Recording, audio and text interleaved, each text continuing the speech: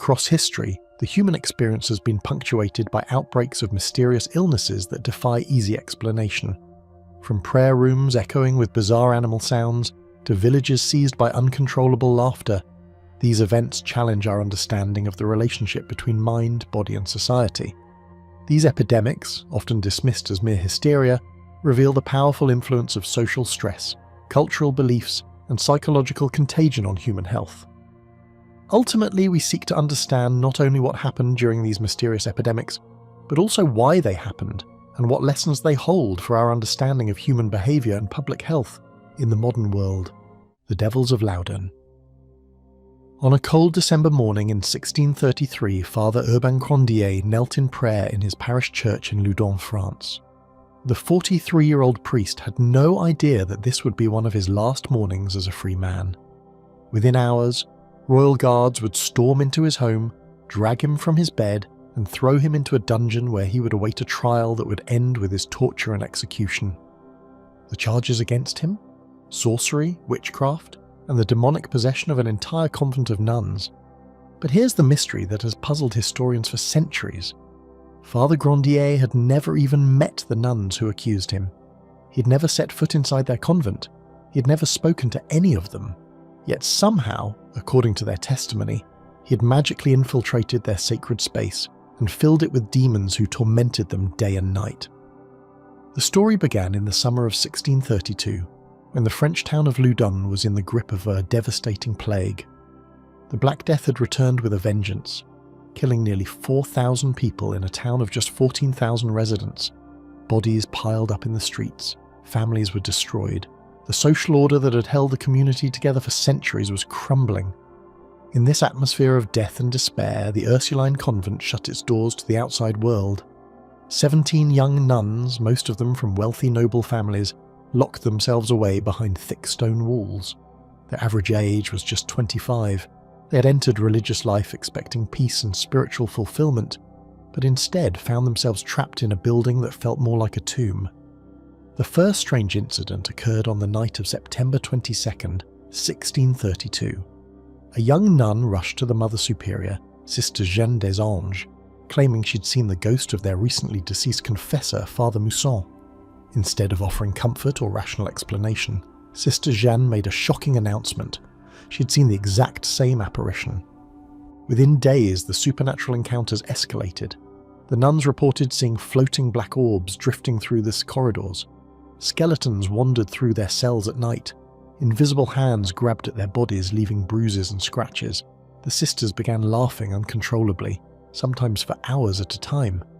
They spoke in strange voices, using language so crude and blasphemous that the other nuns were horrified. By October, the situation had become truly terrifying. Sister Jeanne des Anges claimed that an invisible force had grabbed her hand and filled it with bloody hawthorn thorns. The nuns began exhibiting behaviours that defied explanation. They would bend over backward until their heads touched their heels, then walk around the convent in this impossible position. Their tongues would turn black and become covered in sores. They would expose themselves in public, engage in lewd behaviour, and speak in voices that seemed to come from somewhere else entirely. The local priest, Canon Jean Mignon, was called in to investigate. What he found convinced him that the convent was under demonic attack. The nuns writhed and convulsed when holy water was sprinkled on them. They spoke in languages they had never learned. They demonstrated impossible physical strength, throwing grown men across the room. Most disturbing of all, they seemed to know things they had no way of knowing. Secrets about people in the town, events that had happened in distant places. Canon Mignon began performing exorcisms, but these only seemed to make the situation worse. The demons, for that's what everyone now believed they were dealing with, became more aggressive and vocal. They identified themselves by name: Asmodeus, the demon of lust; Behemoth, the demon of blasphemy; Leviathan, the great sea monster; Astaroth, the Duke of Hell. Each demon had its own voice, its own personality, its own specific torments for the nuns. As word of the possession spread, Loudun became a tourist destination. People travelled from across France and even from England to witness the spectacular exorcisms. The nuns would be brought into the church where they would writhe and scream as the priests attempted to drive out the demons. The spectacle was both horrifying and strangely compelling. Crowds of hundreds gathered to watch as young women, supposedly devoted to God, behaved in ways that shocked even the most worldly observers. But the question remained, who was responsible for this demonic invasion? The demons themselves provided the answer. After weeks of questioning during the exorcisms, they finally revealed the name of the sorcerer who had sent them, Father Urbain Grandier. This accusation sent shockwaves through the community. Grandier was well known in Loudun, but not for the reasons one might expect from a priest. He was handsome, charismatic, and highly educated. He was also notorious for his sexual adventures with the wives and daughters of prominent citizens. It was widely believed that he had fathered a child with Philippa Trincont, the daughter of the king's prosecutor. His reputation for breaking his vow of celibacy was so well established that he had even written a book arguing that priests should be allowed to marry. But Grandier's problems went far beyond his sexual misconduct. He had made powerful enemies through his political activities. When Cardinal Richelieu, the chief minister of France, ordered the town walls of Loudun to be demolished as part of his campaign to centralise royal power, Grandier had led the opposition. He had written biting satires mocking the cardinal and had successfully prevented the destruction of the fortifications that protected the town. To understand why this mattered, we need to look at the broader context of 17th century France. This was a time of religious war, political upheaval, and social transformation. The Catholic Church was fighting to maintain its authority in the face of Protestant challenges. The monarchy was working to consolidate power and eliminate local autonomy. Traditional communities were being torn apart by economic changes and new ideas about government and religion. In this environment, accusations of witchcraft were not just religious matters, they were political weapons. The witch trials that swept across Europe in the 16th and 17th centuries were often used to eliminate inconvenient people, settle personal scores, and demonstrate the power of religious and political authorities. When someone was accused of witchcraft, it wasn't just their soul that was at stake. It was their property, their family, their entire social network. The investigation of Grandier was led by Jean de Laubardemont, a royal commissioner who had been sent to demolish the town walls.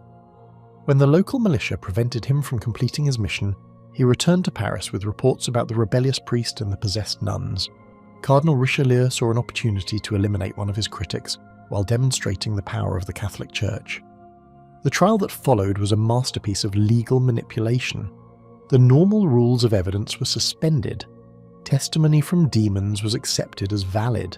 A document was produced that supposedly showed Grandier's pact with the devil, complete with the signatures of various demons written in backwards Latin.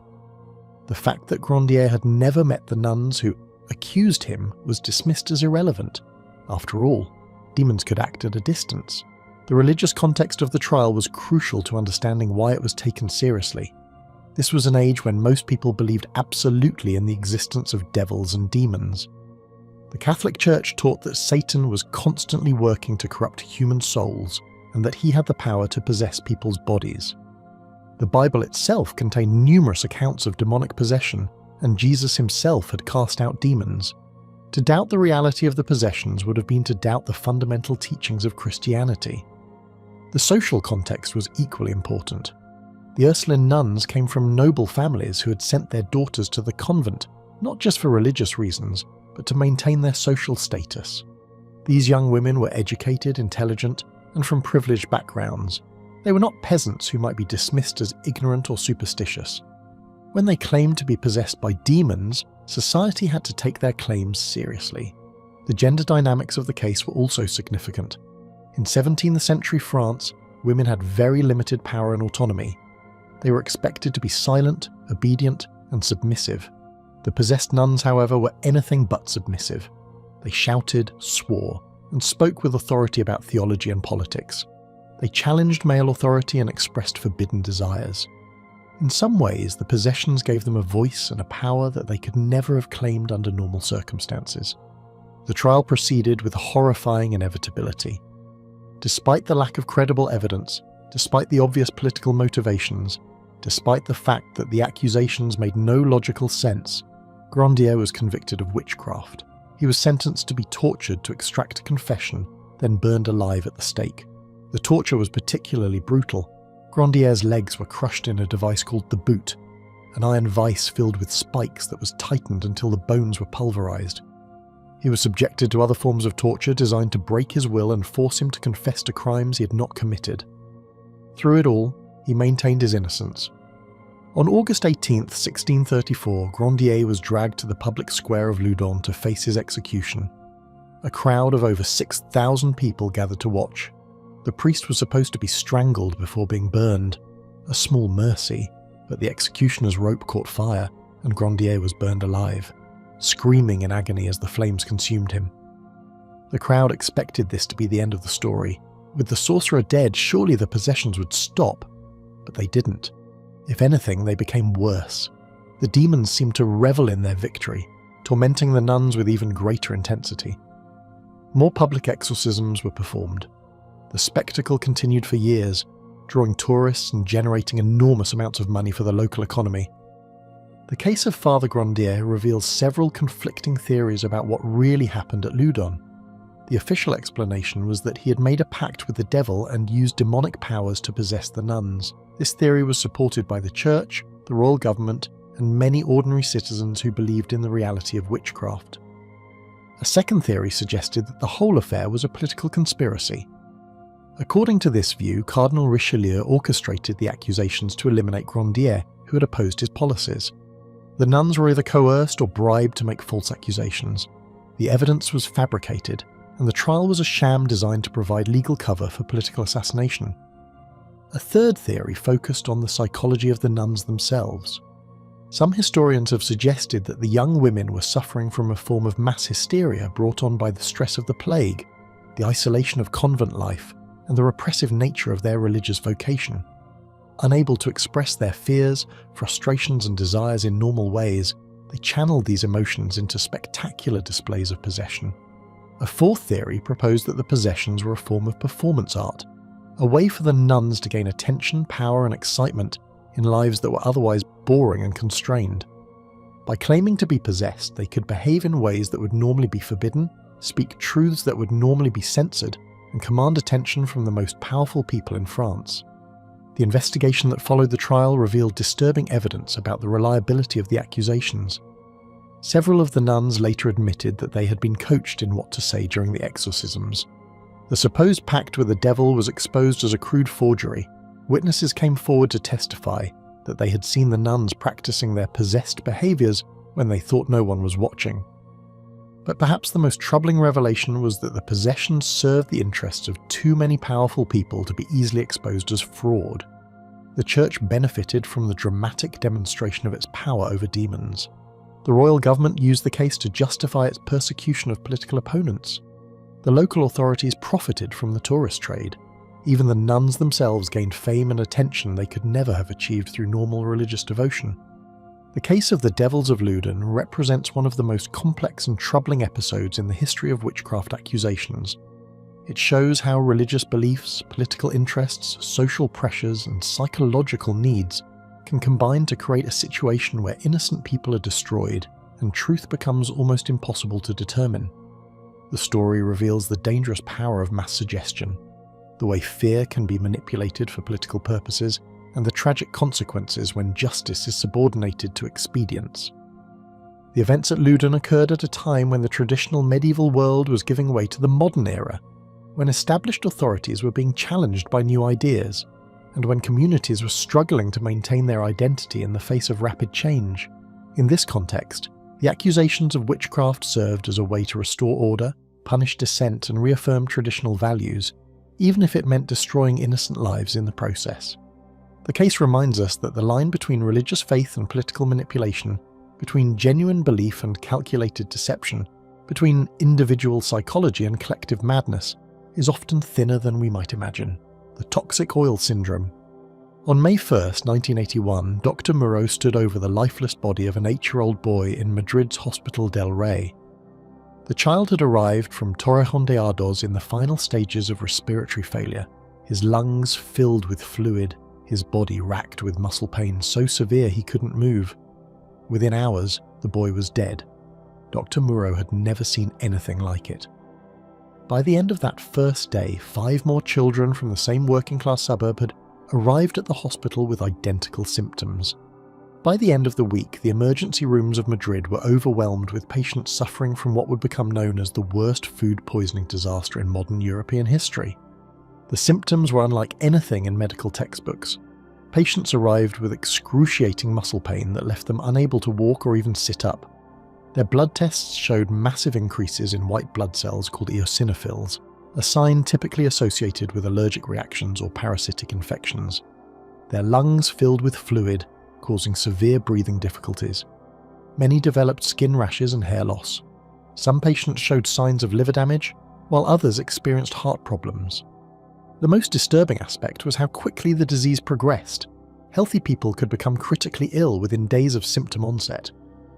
The first systematic investigation began on May 10, 1981, when Dr. Luis Valenciano of the Spanish Ministry of Health noticed that all the patients were from the same socio-economic background, working-class families from the industrial suburbs surrounding Madrid. This suggested a common source of exposure, most likely through food or water.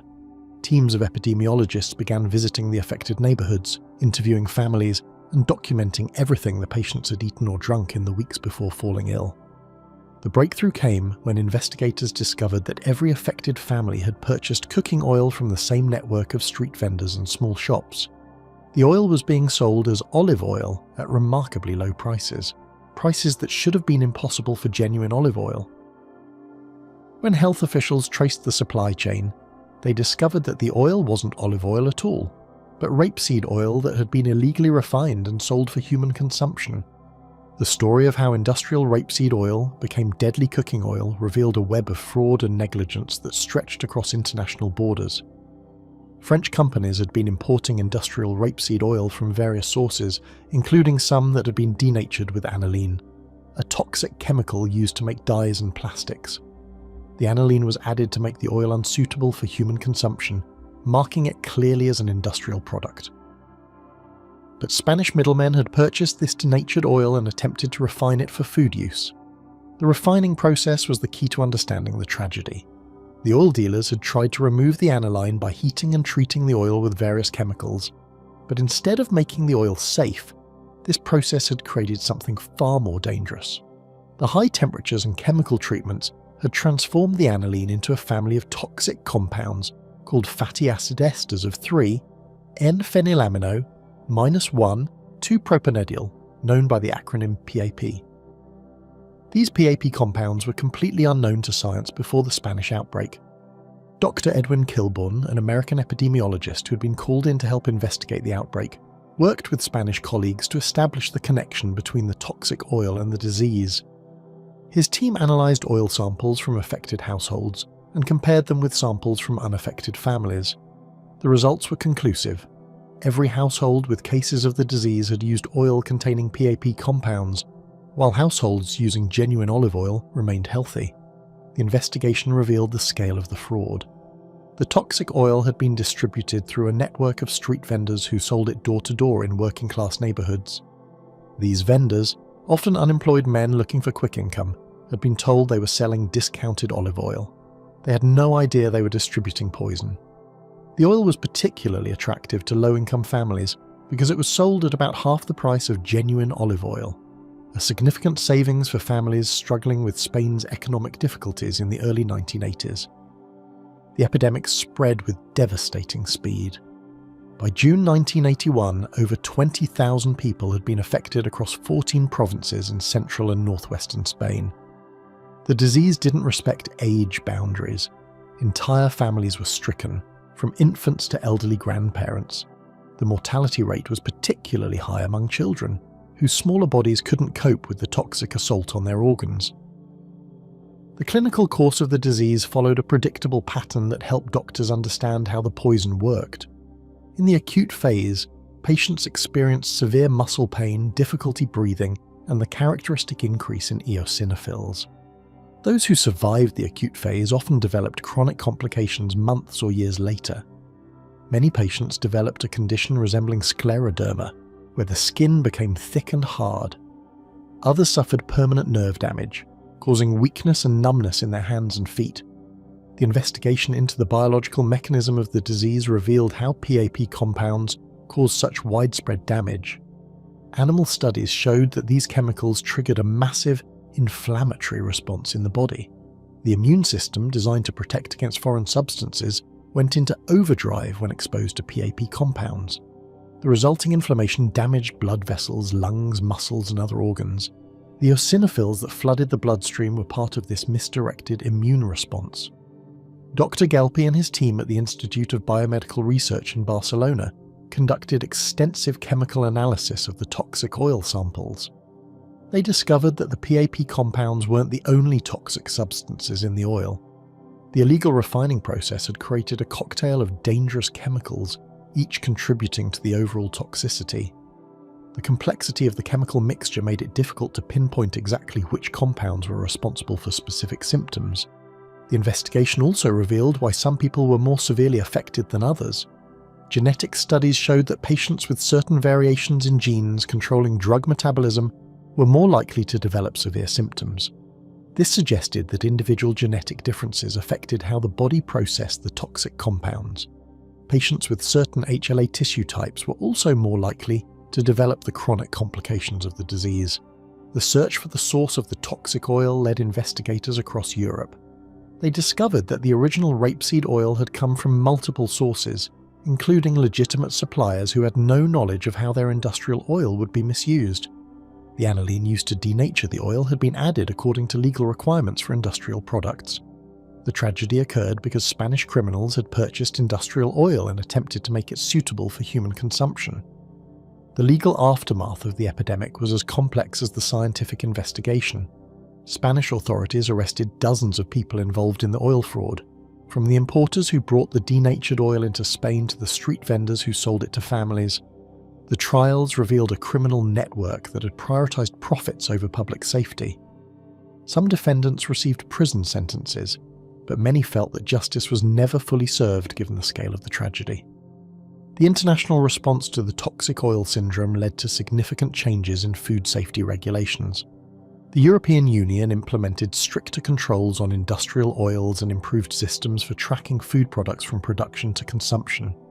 The Spanish government established new protocols for investigating food poisoning outbreaks and created specialized units to combat food fraud. The scientific legacy of the toxic oil syndrome investigation transformed understanding of how toxic substances can cause human disease. The PAP compounds discovered in the toxic oil became a model for studying how industrial chemicals can interact with the human immune system. The case also highlighted the importance of international cooperation in investigating disease outbreaks, as the toxic oil had crossed multiple borders before causing illness in Spain. Long-term follow-up studies of survivors revealed the lasting impact of the toxic oil syndrome. Many patients developed chronic conditions that required ongoing medical care. Some experienced premature aging, with skin changes and organ damage that persisted for decades. Others developed autoimmune diseases, suggesting that the toxic exposure had permanently altered their immune systems. The psychological impact on survivors and their families was profound. Many developed anxiety about food safety that lasted for years. Some families could never again trust cooking oil that didn't come from sources they knew personally. The trauma of watching loved ones suffer and die from something as basic as cooking oil left emotional scars that never fully healed. The toxic oil syndrome also had broader implications for understanding mass poisoning events. It demonstrated how quickly a toxic substance could spread through a population when distributed through the food supply.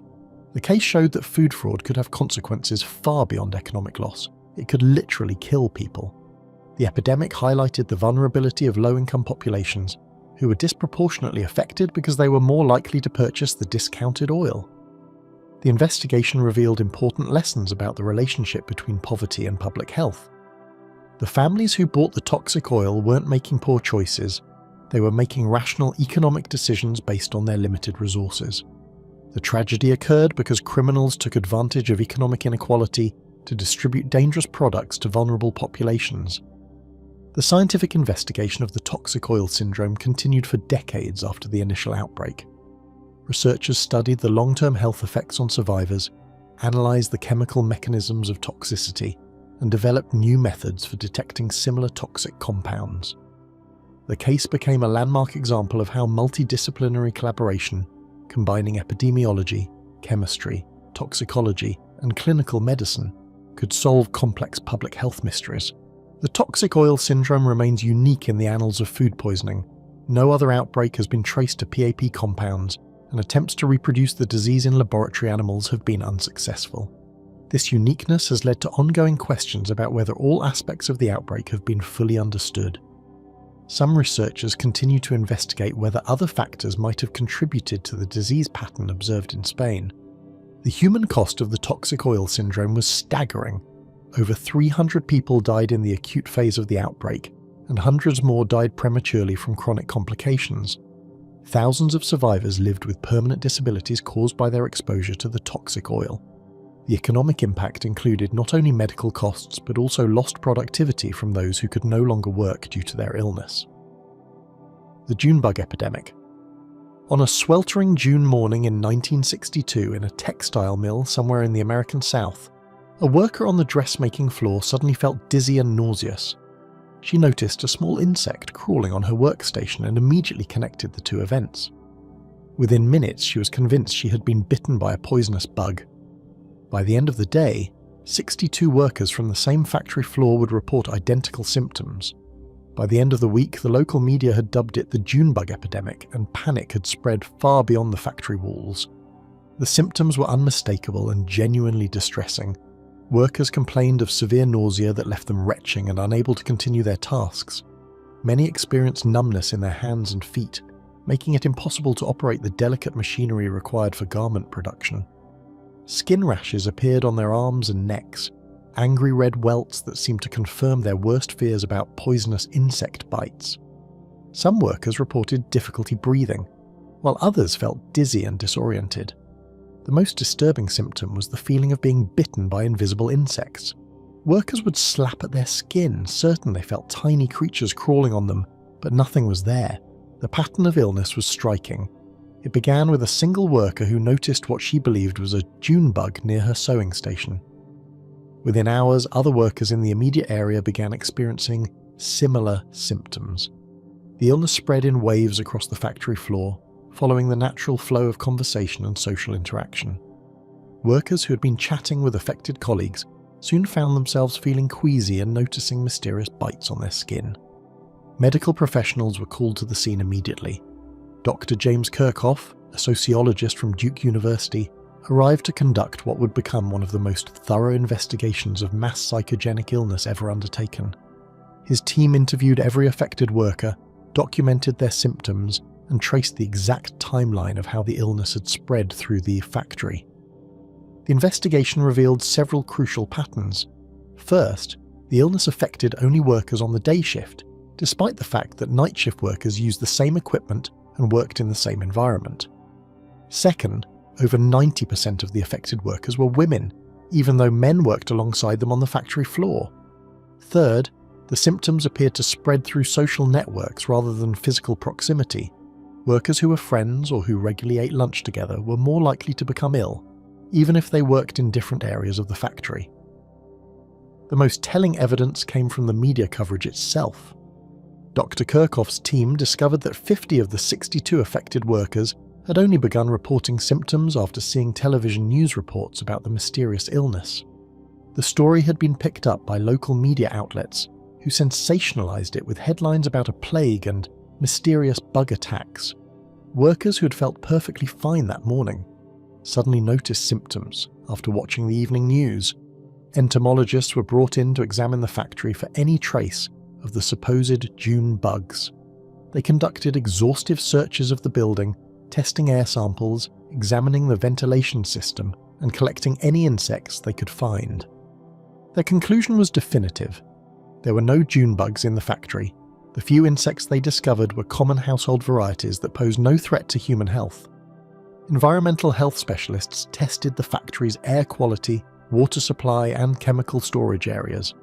They examined the dyes and chemicals used in the garment manufacturing process, looking for any toxins that might explain the workers' symptoms. They found nothing unusual. The factory's safety records were reviewed, and no violations or dangerous conditions were identified. The investigation expanded to include the workers' medical histories and current life circumstances. What emerged was a picture of a workforce under considerable stress. Many of the affected workers were putting in overtime hours to meet increased production demands. The summer of 1962 was a peak season for the textile industry, and workers were feeling the pressure of long hours and repetitive work. Many were primary breadwinners supporting families on modest wages, adding financial stress to their physical exhaustion. The factory environment itself contributed to the problem.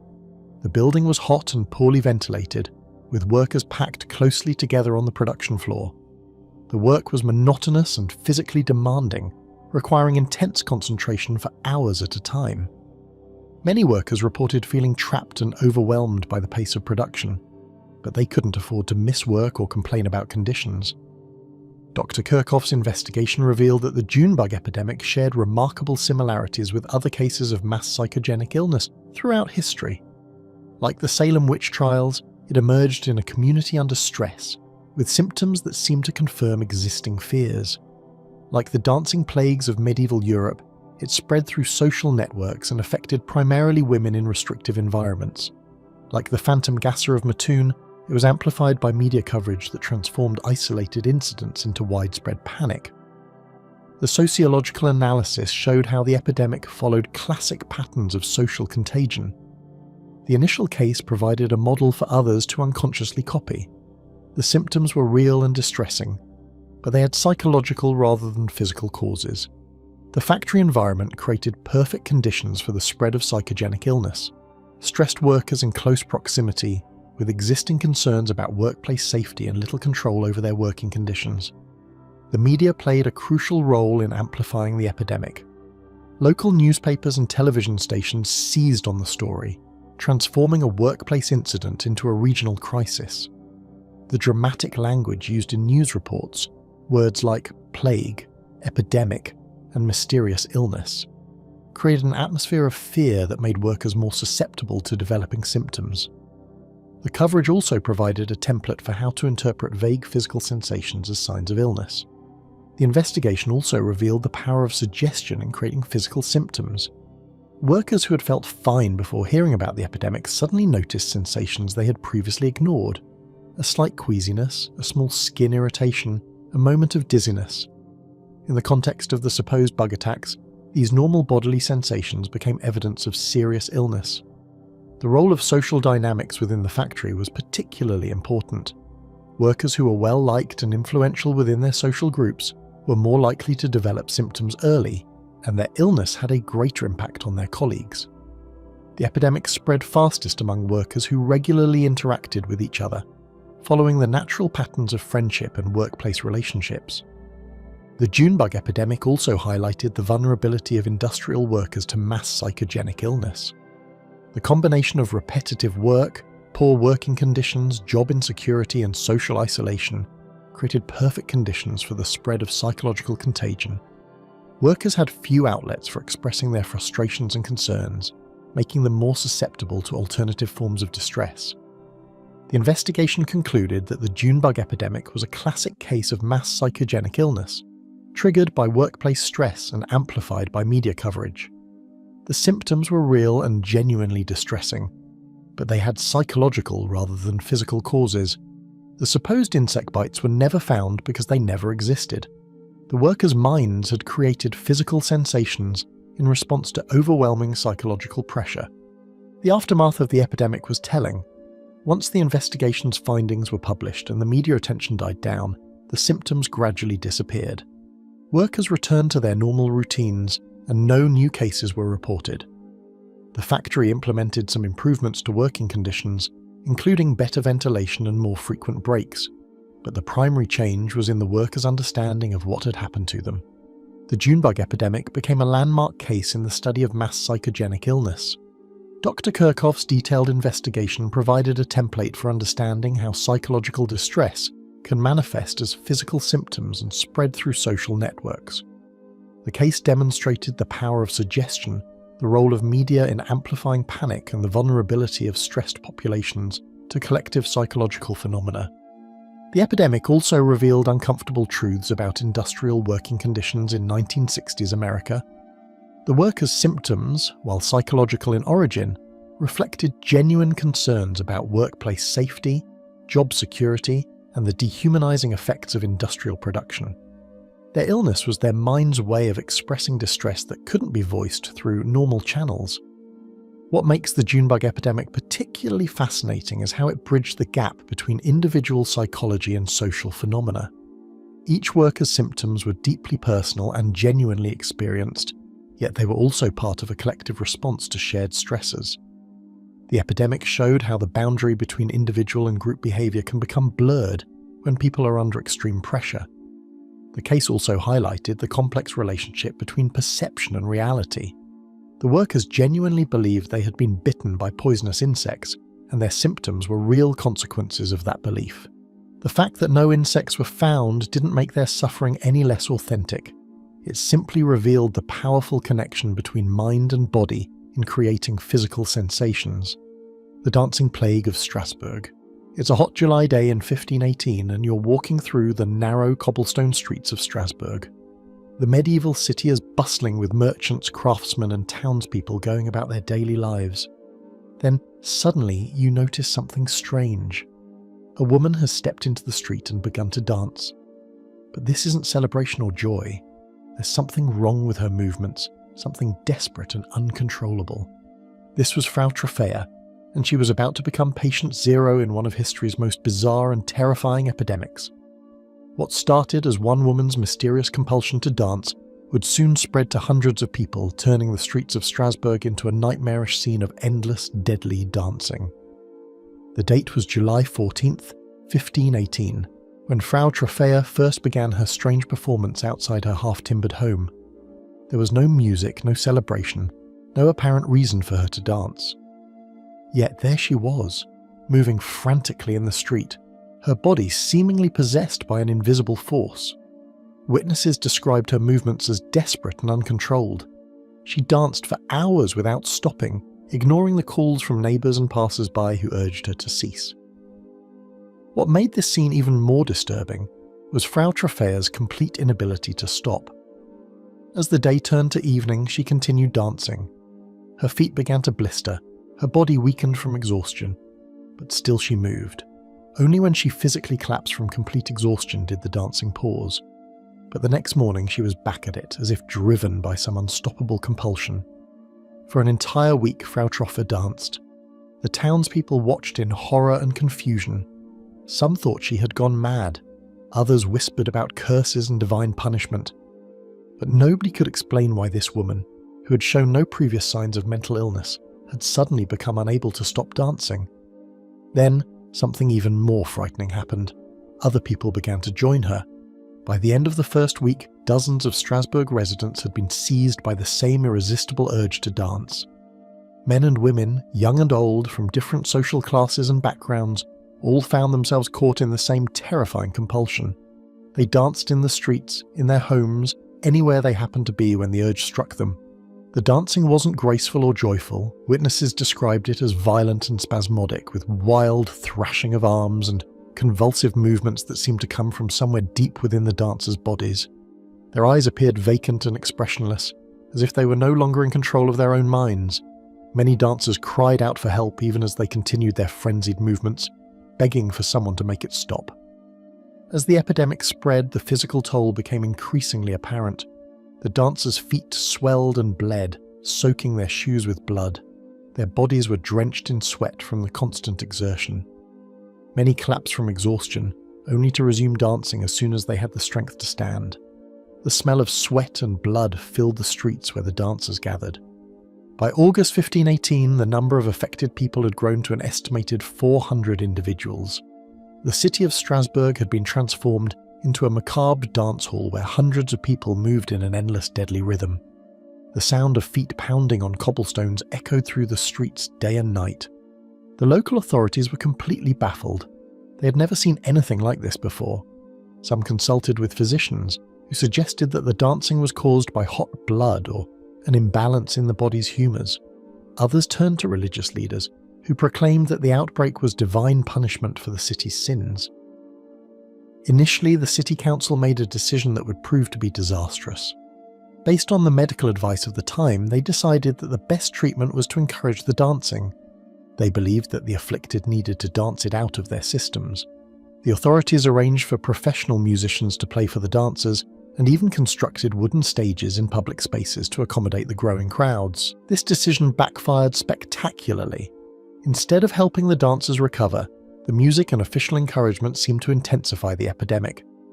More people joined the dancing crowds, and those already affected danced with even greater intensity.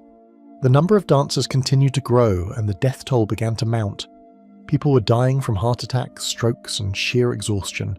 Historical accounts suggest that at the peak of the epidemic, as many as 15 people were dying each day. Bodies were collapsing in the streets, and families watched helplessly as their loved ones danced themselves to death. The dancers themselves were trapped in a living nightmare. Many begged for help, pleading with anyone who would listen to make the dancing stop, but their bodies seemed to have minds of their own, continuing the relentless movement despite their desperate wishes to rest. Some dancers tried to tie themselves down or asked others to restrain them, but the compulsion proved too strong. As the weeks passed, the situation became increasingly desperate. The city's economy began to suffer as more and more people became unable to work. Families were torn apart as breadwinners and caregivers found themselves caught in the dancing plague. The very fabric of Strasbourg society was being torn apart by this mysterious epidemic. Religious leaders declared that the dancing was a curse from St. Vitus, a Christian saint associated with dancing disorders. According to medieval belief, St. Vitus would punish sinners by forcing them to dance uncontrollably. This explanation gained widespread acceptance among the terrified population, who saw the epidemic as divine judgment for their moral failings. Finally, recognizing that their initial approach had failed catastrophically, the authorities changed course. They banned all music and dancing in the city, the wooden stages were torn down, and musicians were forbidden from playing in public. The remaining dancers were gathered up and taken to a shrine dedicated to St. Vitus, where they were forced to wear red shoes sprinkled with holy water and painted with crosses.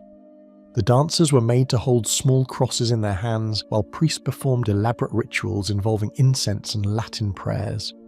The idea was to appease St. Vitus and convince him to lift his curse from the afflicted. Gradually, as summer turned to autumn, the dancing epidemic began to subside.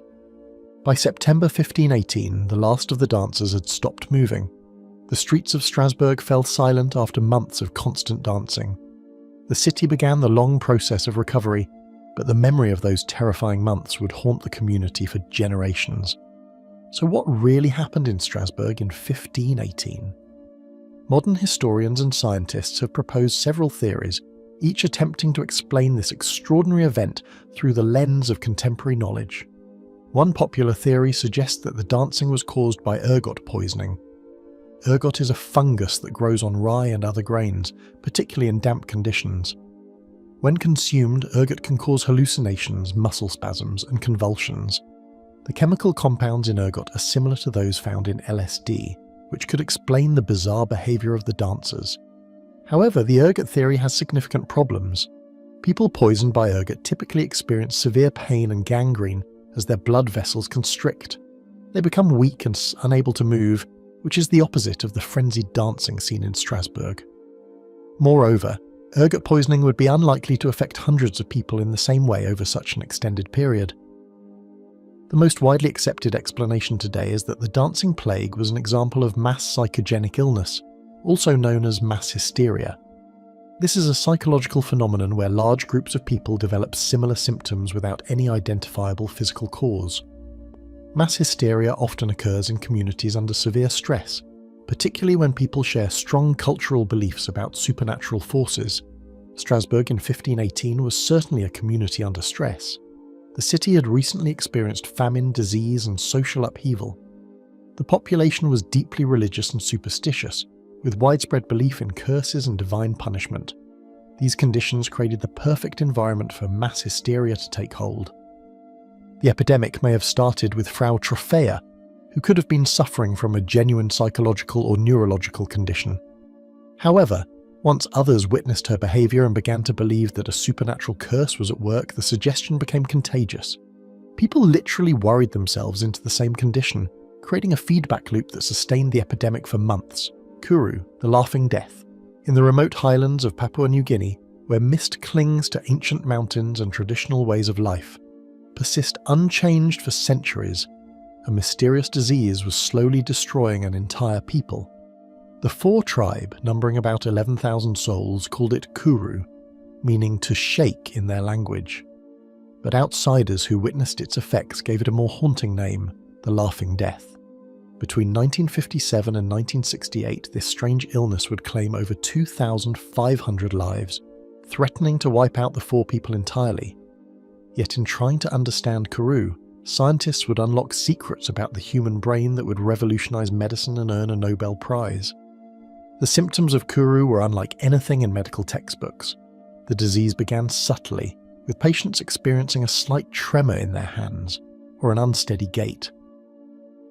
But as weeks passed, the trembling became more pronounced, spreading throughout the body until victims could no longer walk or even sit upright. Their movements became jerky and uncontrolled, as if invisible puppeteers were pulling at their limbs. Most disturbing of all was the pathological laughter. Sudden, violent bursts of uncontrollable giggling that would seize patients without warning, leaving them exhausted and gasping for breath. Dr. Carlton Gajdusek, a young American physician and researcher, first encountered Kuru in 1957 during a visit to the Australian territory of Papua New Guinea.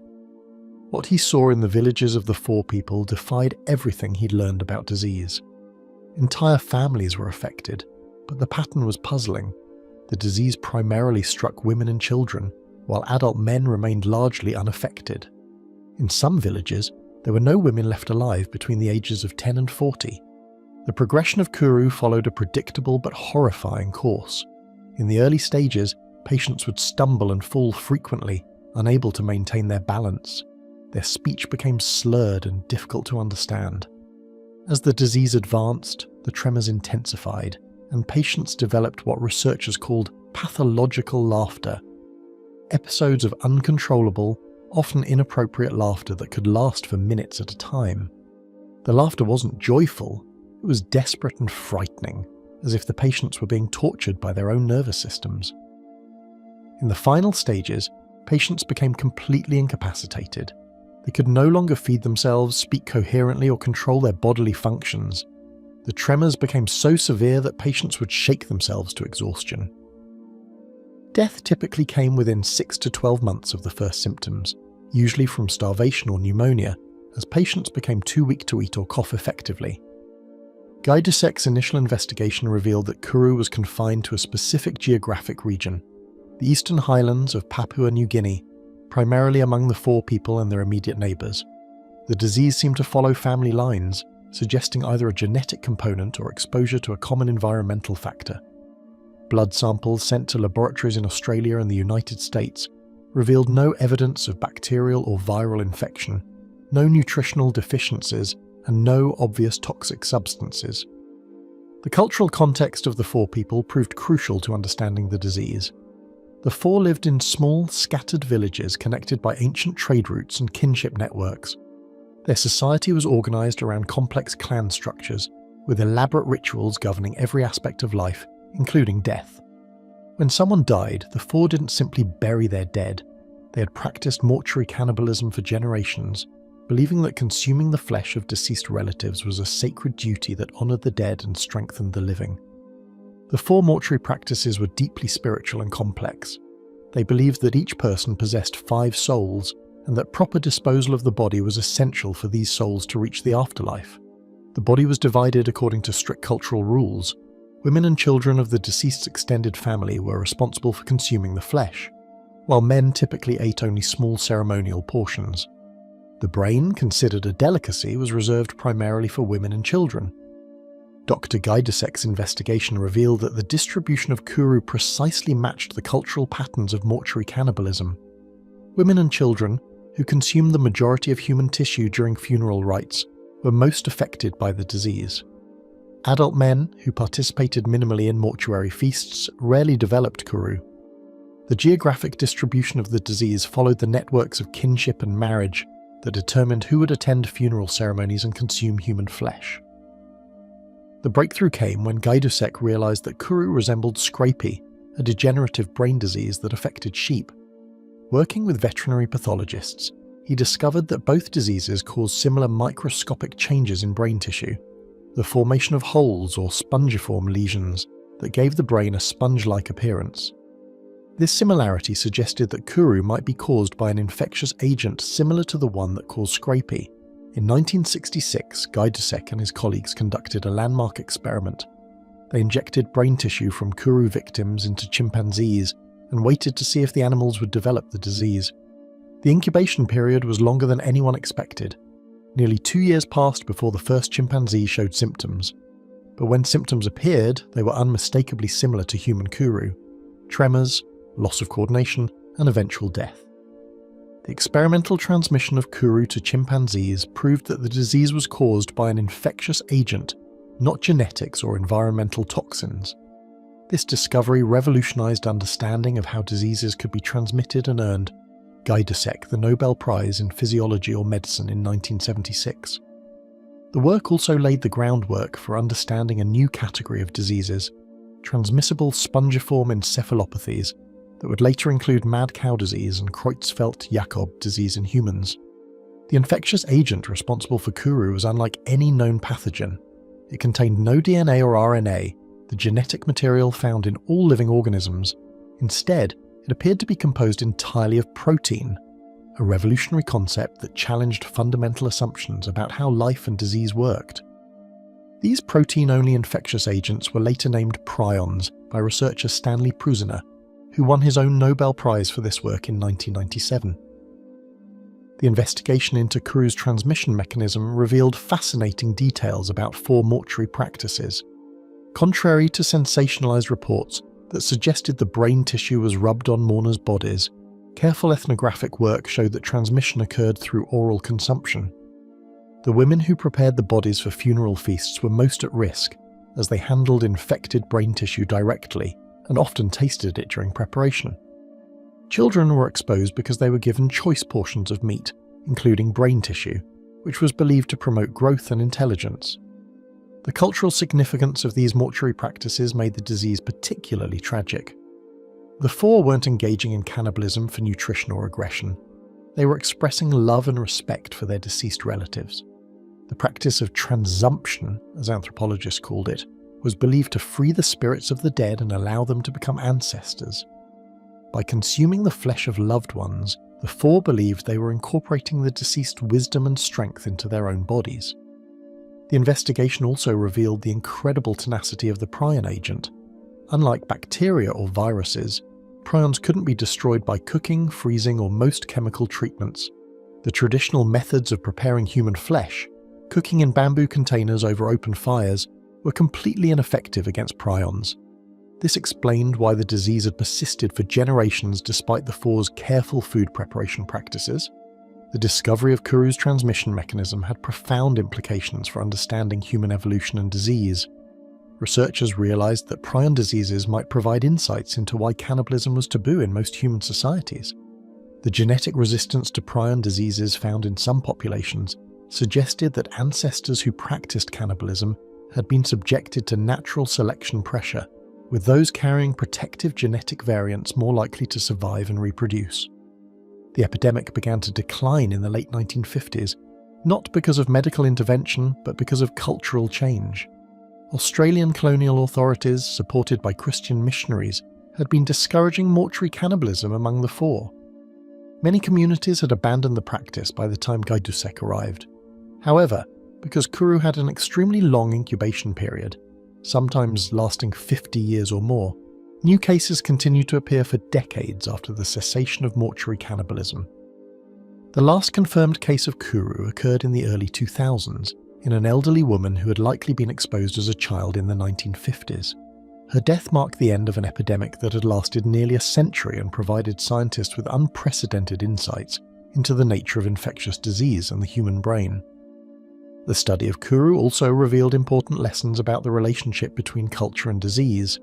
The 4's mortuary practices, which had evolved over centuries to honour the dead and maintain social cohesion, had inadvertently created perfect conditions for prion transmission.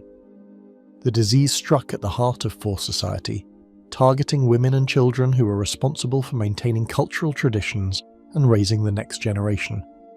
The investigation into Kuru required unprecedented collaboration between medical researchers, anthropologists, and the Fore people themselves. Gaidusek spent years living in Fore villages, learning their language and customs, and building trust with community members who had reason to be suspicious of outsiders. The research demonstrated the importance of cultural sensitivity in medical investigations and the need to understand local beliefs and practices when studying disease patterns. The Kuru epidemic also highlighted the vulnerability of small, isolated populations to infectious diseases. The Fore's relatively closed society and specific cultural practices had created conditions where a rare disease could spread rapidly through the population. The epidemic nearly destroyed the Fore as a distinct cultural group, with some villages losing all their women and children to the disease. The legacy of Kuru research extends far beyond the highlands of Papua New Guinea. The discovery of prions opened new avenues for understanding neurodegenerative diseases like Alzheimer's and Parkinson's, which may involve similar protein misfolding mechanisms. The work also contributed to food safety regulations designed to prevent the spread of prion diseases through contaminated meat products. The first great dancing mania. Before the infamous dancing plague of Strasbourg, before Frau Troffea ever took her first uncontrollable steps, there was another outbreak that would set the stage for centuries of mysterious dancing epidemics. This was the Great Dancing Mania of 1374, and it began on a summer day that would forever change how people understood the power of the human mind. June 24th, 1374, the Feast of St. John the Baptist. In the prosperous German city of Aachen, citizens were preparing for their holy day celebrations when something extraordinary happened. People began pouring out of their homes and into the streets, not in celebration, but in a frenzied, uncontrollable dance that would soon spread like wildfire across medieval Europe. The outbreak started without warning. One moment, the streets of Aachen were filled with normal medieval life. Merchants hawking their wares, children playing, craftsmen working at their trades. The next, people were seized by an irresistible compulsion to dance. They formed circles hand in hand, their faces twisted in expressions of agony and ecstasy. They danced with wild abandon, their bodies moving in ways that seemed to defy their own will. These weren't the graceful movements of courtly dance or the joyful steps of festival celebration. The dancers writhed and jerked through the streets, their movements violent and spasmodic. They screamed of visions and hallucinations, their eyes rolling back in their heads as they continued their relentless dancing. Witnesses described seeing people convulse and twitch, their bodies contorting in impossible ways as they moved to music that only they could hear. What made this outbreak so terrifying was its apparent contagiousness. As people watched the initial dancers, something happened in their minds.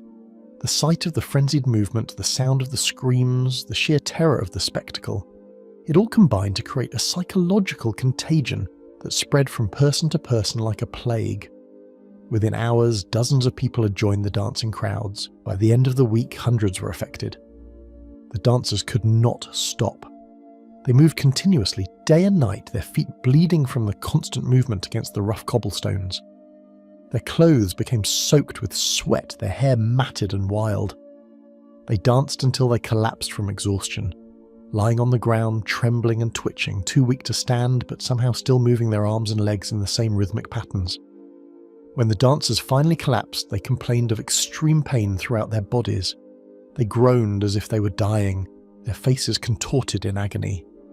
The only relief seemed to come when cloth was bound tightly around their waists, which somehow eased their suffering temporarily. But as soon as they regained their strength, the dancing would begin again with renewed intensity. From Aachen, the dancing mania spread with frightening speed. The contagion followed the trade routes along the Rhine River, moving from town to town like a living thing. Cologne, one of the largest cities in the Holy Roman Empire, was struck next. Then it spread to Flanders, to Franconia, to Hainaut. Soon, reports were coming in from Metz, Strasbourg, Tongeren, and Utrecht. The dancing plague had become a pandemic. In each new location, the pattern was the same. It would start with just a few people seized by the same uncontrollable urge to dance. Then others would join them, pulled into the frenzy by some invisible force. The numbers would grow, sometimes to hundreds, sometimes to thousands. Entire communities found themselves in the grip of this mysterious affliction. The scale of the 1374 outbreak was unprecedented. Historical records suggest that tens of thousands of people across Europe were affected. Imagine entire regions where normal life had ceased, where the streets were filled with dancing crowds, where the sound of feet pounding on stone echoed through the night. This was a catastrophe that touched every level of society. Peasants and nobles, merchants and craftsmen, young and old, men and women. The medieval world was not prepared for anything like this. In an age where most people lived and died within a few miles of their birthplace, where communication was slow and medical knowledge was limited, the dancing mania represented a crisis that challenged everything people believed about health, religion, and the nature of human existence. The church, which dominated medieval life, struggled to understand what was happening. Some religious leaders proclaimed that the dancing was a punishment from God, a sign of divine displeasure with humanity's sins. Others suggested it was the work of the devil, a form of demonic possession that had seized the faithful. The fact that the outbreak began on the feast of St. John the Baptist only added to the religious interpretation of events. But there was another religious explanation that took hold in the popular imagination. People began to believe that the dancing was a curse sent by St. Vitus, a young Christian martyr who had been killed in 303 AD. According to legend, St. Vitus had the power to inflict a dancing curse on those who offended him. The dancing plague became known as St. Vitus's dance, a name that would stick for centuries. The legend of St. Vitus was particularly strong in the Rhine region, where the dancing mania was most severe. People believed that if you disrespected the saint or failed to honour him properly, he would curse you with an uncontrollable urge to dance. This belief became so widespread that any outbreak of dancing was immediately attributed to St. Vitus's anger. As the mania spread, local authorities tried desperately to find ways to stop it. Some attempted to quarantine the dancers, separating them from the general population in hopes of preventing further spread. But with thousands of people affected across multiple regions, quarantine proved impossible. The dancers were too numerous, too widespread, and too unpredictable. In many places, the authorities made the same mistake that would be repeated in Strasbourg over a century later. They hired musicians to play for the dancers, believing that organised music might help regulate their movements and eventually cure them. Professional drummers, pipers, and other musicians were brought in to provide a steady rhythm that the dancers could follow. This approach was a disaster. Instead of calming the dancers, the music seemed to energise them further. The steady beat provided a framework for their movements, but it also attracted more people to join the dancing crowds. The music became a magnet, drawing in observers who then became participants in the frenzy. The economic impact of the dancing mania was devastating.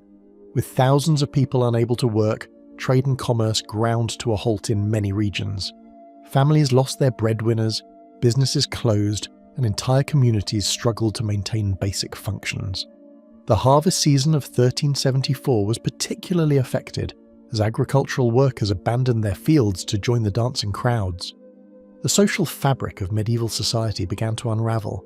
In some places, the dancers engaged in behaviour that would have been unthinkable under normal circumstances. They stripped naked in public, engaged in sexual acts in the streets, and threatened those who refused to join them. The strict social and moral codes that governed medieval life seemed to have no power over the dancers. Many observers noted that the dancers seemed to have a violent reaction to the colour red. The sight of red clothing, red banners, or even red objects would send them into even more frenzied states. This phobia became so well known that people began to hide anything red when the dancing crowds approached their communities. The dancers also exhibited strange animal-like behaviours. Some would hop around like frogs, grunting and croaking. Others would bark like dogs or meow like cats. These behaviours added to the supernatural terror of the epidemic, as people struggled to understand why human beings would suddenly begin acting like animals. The physical toll on the dancers was severe. Many broke ribs from the violent jerking movements of their bodies. Others collapsed, foaming at the mouth, before somehow finding the strength to resume dancing. The constant movement caused severe injuries, bloody feet, torn muscles, and exhaustion that should have been fatal but somehow wasn't. As autumn arrived in 1374, the dancing mania began to subside. Just as mysteriously as it had begun, it started to fade away. The dancers gradually stopped their frenzied movements, returning to normal life as if awakening from a terrible dream. By winter, the epidemic had largely run its course, leaving behind traumatized communities and a mystery that would puzzle historians for centuries. The aftermath of the 1374 dancing mania was profound. Religious authorities used the event to strengthen their hold over the population, preaching that the dancing had been a divine warning about the dangers of sin. New religious practices emerged, including special devotions to Saint Vitus designed to prevent future outbreaks. But perhaps most importantly, the 1374 outbreak established a pattern that would be repeated for centuries. The idea that groups of people could be seized by an uncontrollable urge to dance had entered the collective consciousness of medieval Europe. This belief would create the psychological conditions necessary for future outbreaks, as people who had heard the stories of dancing mania became susceptible to experiencing it themselves. The Great Dancing Mania of 1374 had occurred at a time when Europe was still reeling from the devastating effects of the Black Death. The plague had killed an estimated 75 to 100 million people, roughly 1/3 of Europe's population. In a world where 1 in every 3 or 4 people had recently died from a disease nobody understood, where normal life had been shattered by catastrophe, the human mind was particularly vulnerable to new forms of psychological distress. The dancing mania may have been a way for communities to process their collective trauma.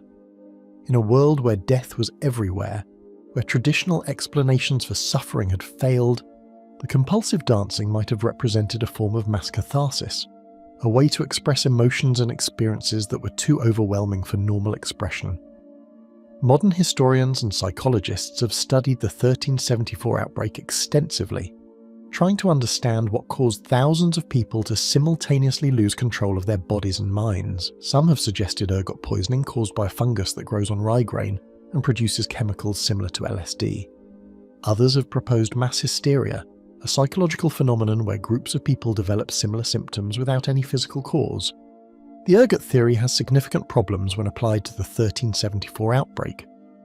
While ergot poisoning can cause hallucinations and muscle spasms, it typically makes people weak and unable to move, not compulsively active. Moreover, ergot poisoning would be unlikely to affect tens of thousands of people across multiple regions in the same way. The mass hysteria explanation seems more plausible. The 1374 outbreak occurred in a society under extreme stress, where people shared strong beliefs about supernatural forces and divine punishment. In such conditions, psychological symptoms can spread through communities like a contagion, passed from person to person through observation, suggestion, and shared cultural beliefs. The Koro Panic of Singapore. In October 1967, Singapore was a city caught between worlds. Just 2 years after its traumatic separation from Malaysia, the island nation was struggling to find its identity. The streets of Chinatown still echoed with the sounds of Hokkien, Teochew, and Cantonese dialects, while colonial-era buildings housed traditional medicine shops next to modern hospitals. It was in this cultural crossroads that one of the most bizarre mass panic episodes in modern history would unfold, an epidemic of terror that would grip the city for 10 days and leave medical professionals questioning everything they thought they knew about the human mind. The panic began with whispers in the wet markets and coffee shops of Singapore's Chinese quarters.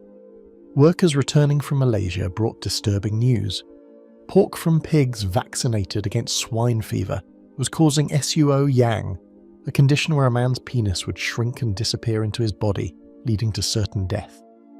The rumour spread like wildfire through the closely knit Chinese community, passed from shopkeeper to customer, from neighbour to neighbour, in the rapid-fire exchanges that characterised daily life in Singapore's traditional districts.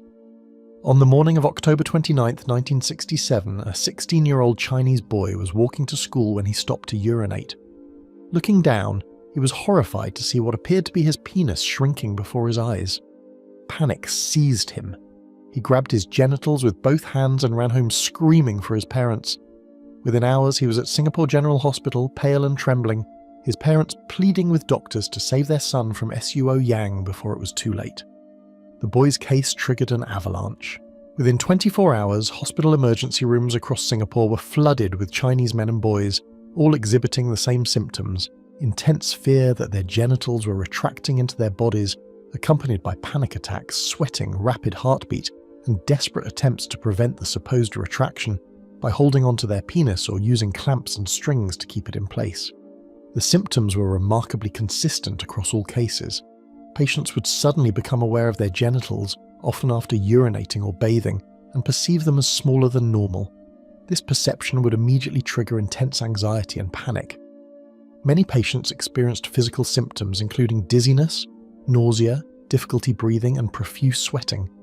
Some reported numbness or tingling in their hands and feet. The overwhelming fear was not just of genital retraction, but of imminent death. A core belief in traditional Chinese medicine that Suo Yang was invariably fatal. Dr. PM Yap, a prominent psychiatrist at Singapore General Hospital, found himself at the centre of an unprecedented medical crisis. His team conducted systematic interviews with every patient who presented with Koro symptoms, documenting their backgrounds, beliefs, and the exact sequence of events that led to their panic. What emerged was a fascinating picture of cultural psychology under extreme stress. The epidemiological pattern was striking.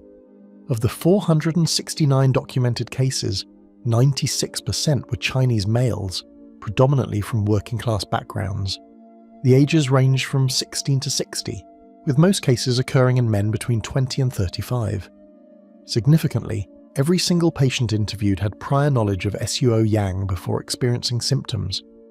Many had heard the recent rumours about contaminated pork, while others had grown up with traditional Chinese medical beliefs about the condition. The investigation revealed that Koro was not a new phenomenon in Chinese culture. References to Suo Yang appeared in Chinese medical texts dating back over 3,000 years. The condition was described as a dangerous imbalance between yin and yang energies, where excessive yin would cause the male-yang principle to retreat into the body. Traditional Chinese medicine taught that this imbalance could be caused by various factors: sexual excess, eating cold foods, emotional stress, or exposure to harmful substances. The cultural context of 1967 Singapore was crucial to understanding why the epidemic occurred when it did. The Chinese community was experiencing tremendous social upheaval. Singapore's sudden independence in 1965 had created economic uncertainty and political anxiety. Many Chinese residents felt caught between their traditional cultural identity and the demands of modernization. The education system was changing, employment patterns were shifting, and traditional family structures were under pressure. The pork contamination rumour struck at the heart of these anxieties. Food safety was a legitimate concern in a tropical climate where refrigeration was not universal. The Chinese community had already experienced genuine food poisoning incidents in recent years, making the rumours about contaminated pork seem plausible.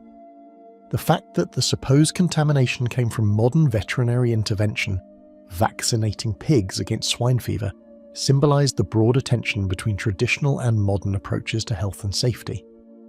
Medical investigators conducted extensive tests to rule out organic causes. Blood samples were analysed for toxins, hormones, and infectious agents. Urine tests looked for evidence of poisoning or metabolic disorders. Physical examinations found no evidence of actual genital retraction or any anatomical abnormalities. The supposed contaminated pork was tested and found to be completely safe for human consumption. The investigation also examined the psychological profiles of affected patients. Many had histories of anxiety or stress-related disorders. Some had experienced sexual performance anxiety or relationship problems. Others were dealing with financial pressures or family conflicts. The common thread was vulnerability to stress and a strong belief in traditional Chinese medical explanations for illness. The role of suggestion became clear when investigators tracked how the epidemic spread. The first cases occurred in neighbourhoods with the highest concentration of recent Malaysian immigrants, the very people who had brought the initial rumours. The epidemic then spread along social networks. Workplace colleagues, neighbours, and family members were more likely to be affected than strangers. Men who worked in occupations requiring physical labour were particularly susceptible, possibly due to increased body awareness and concerns about physical capacity. The media played a crucial role in amplifying the panic. Local Chinese-language newspapers initially reported the story sensationally, with headlines about mysterious illness and contaminated pork danger. Radio broadcasts in various Chinese dialects spread the rumours faster than health authorities could respond with accurate information. The coverage created a feedback loop where media attention validated fears and encouraged more people to seek medical attention for normal bodily sensations. The investigation revealed how suggestion could create genuine physical symptoms. Patients who had never heard of Koro before the epidemic began developing symptoms after exposure to media coverage or conversations with affected individuals. The power of cultural belief to manifest physical sensations was demonstrated repeatedly as men who had felt perfectly normal suddenly noticed their genitals and interpreted normal variations in size as evidence of retraction. The epidemic also highlighted the complex relationship between traditional and modern medicine in Singapore. While patients sought treatment at Western hospitals, many also consulted traditional Chinese doctors who prescribed herbal remedies designed to restore yin-yang balance. Some patients used both Western and traditional treatment simultaneously, reflecting the cultural divide that characterized Singapore society. The scientific investigation found interesting parallels with other mass psychogenic illnesses. Like the Salem witch trials, the Singapore Koro epidemic emerged in a community experiencing rapid social change and cultural stress. Like the dancing plagues of medieval Europe, it affected people who felt trapped between competing worldviews. Like the Junebug epidemic in North Carolina, it demonstrated how workplace and social pressures could manifest as physical symptoms. The gender specificity of the epidemic was particularly revealing. While Koro can theoretically affect women, the Singapore outbreak was almost exclusively male. This pattern reflected the specific cultural pressures facing Chinese men in 1967 Singapore. Traditional Chinese culture placed enormous emphasis on male sexual potency and fertility as markers of masculinity and social status. The rapid modernization of Singapore was challenging these traditional gender roles, creating anxiety about male identity and sexual performance. The epidemic's resolution came through a coordinated public health response. The Singapore Medical Association, working with the Ministry of Health, launched a comprehensive education campaign. Medical experts appeared on radio and television to explain that Koro was a psychological condition, not a physical disease. They emphasized that no one had ever died from genital retraction and that the symptoms, while distressing, were not dangerous. The campaign also addressed the cultural aspects of the epidemic. Traditional Chinese physicians were enlisted to explain that while SUO yang was a recognized condition in Chinese medicine, it was not caused by contaminated pork and was not necessarily fatal. This culturally sensitive approach helped bridge the gap between traditional beliefs and modern medical understanding. The investigation's conclusions were groundbreaking for understanding culture-bound syndromes.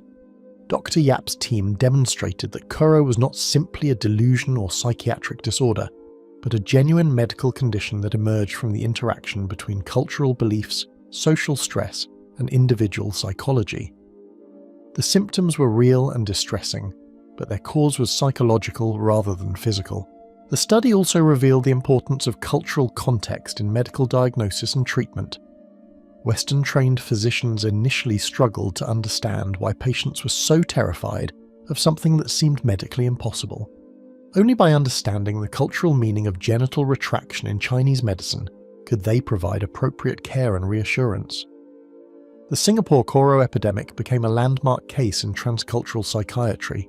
It demonstrated how deeply held cultural beliefs could create genuine medical symptoms, how social stress could manifest as physical illness, and how traditional and modern medical systems could work together to address community health crises. The case showed that effective treatment required understanding not just the individual patient, but the cultural context that gave meaning to their symptoms. The epidemic also highlighted the vulnerability of immigrant communities to mass psychogenic illness. The Chinese residents of Singapore in 1967 were experiencing the stress of cultural transition, economic uncertainty, and social change. They were caught between traditional ways of understanding health and illness and modern medical approaches that seemed to dismiss their cultural beliefs.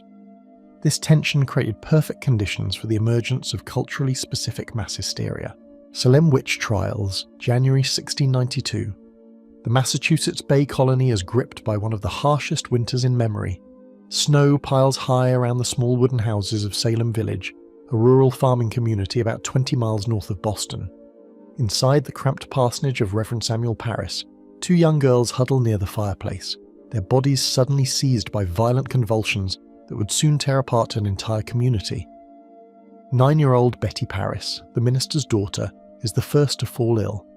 Her symptoms appear without warning on a cold January morning. Betty begins having fits, violent episodes where her body contorts into impossible positions, her arms flailing wildly, her back arching until her head nearly touches her heels. She screams as if in terrible pain, then falls silent and stares blankly ahead with vacant eyes. Sometimes she crawls under furniture and makes strange animal noises. Other times she complains of invisible hands pinching and biting her. Within days, Betty's 11-year-old cousin Abigail Williams, who also lives in the Paris household, begins exhibiting the same terrifying symptoms. The two girls convulse together, their bodies moving in synchronized spasms. They complain of being pricked by invisible pins and needles. They speak in voices that don't sound like their own, sometimes in languages they've never learned. Most disturbing of all, they claim to see figures that no one else can see, shadowy forms that torment them day and night. Reverend Paris tries everything he can think of to cure the girls. He organises prayer sessions, calls in the local doctor, and even attempts folk remedies suggested by neighbours. But nothing works. The girls' condition only grows worse. They refuse to eat, claim they cannot recite their prayers, and throw the Bible across the room when it's brought near them. The minister's household descends into chaos as the girls' screaming and convulsions continue day and night. Dr. William Griggs, the village physician, examines the girls thoroughly. He checks for physical injuries, tests their reflexes, and searches for any medical explanation for their bizarre behaviour. But after weeks of observation, he reaches a conclusion that chills everyone who hears it. The girls are not suffering from any natural illness. In his medical opinion, they are victims of maleficium, harmful magic. Someone has bewitched them. The diagnosis of witchcraft spreads through Salem village like wildfire. Soon, other young girls begin experiencing similar symptoms. 12-year-old Anne Putnam Jr., daughter of one of the village's most prominent families, falls ill with the same convulsions and visions. 17-year-old Elizabeth Hubbard, a servant in Dr. Griggs's household, becomes afflicted. Then 12-year-old Mary Walcott, 17-year-old Mercy Lewis, and 18-year-old Mary Warren join the growing group of tormented girls. The pattern is remarkably consistent across all the afflicted girls. They experience violent convulsions where their bodies twist and contort. They complain of being pinched, bitten, and pricked by invisible assailants. They claim to see apparitions of people they know, ghostly figures that torment them and try to force them to sign their names in a mysterious book. Most significantly, they all demonstrate what appears to be supernatural knowledge, revealing secrets about people in the community that they couldn't possibly know through normal means. The community watches in horror as the number of afflicted girls grows. These aren't just any children, they come from respectable families. They're known to be pious and well-behaved, and they have no history of mental illness or strange behaviour.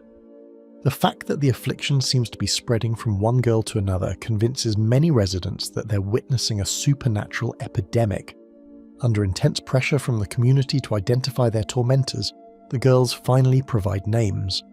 On February 29, 1692, warrants are issued for the arrest of 3 women: Sarah Good, a homeless beggar who often asked for food and shelter; Sarah Osborne, an elderly woman who rarely attended church; and Tituba, an enslaved woman from Barbados who worked in the Paris household.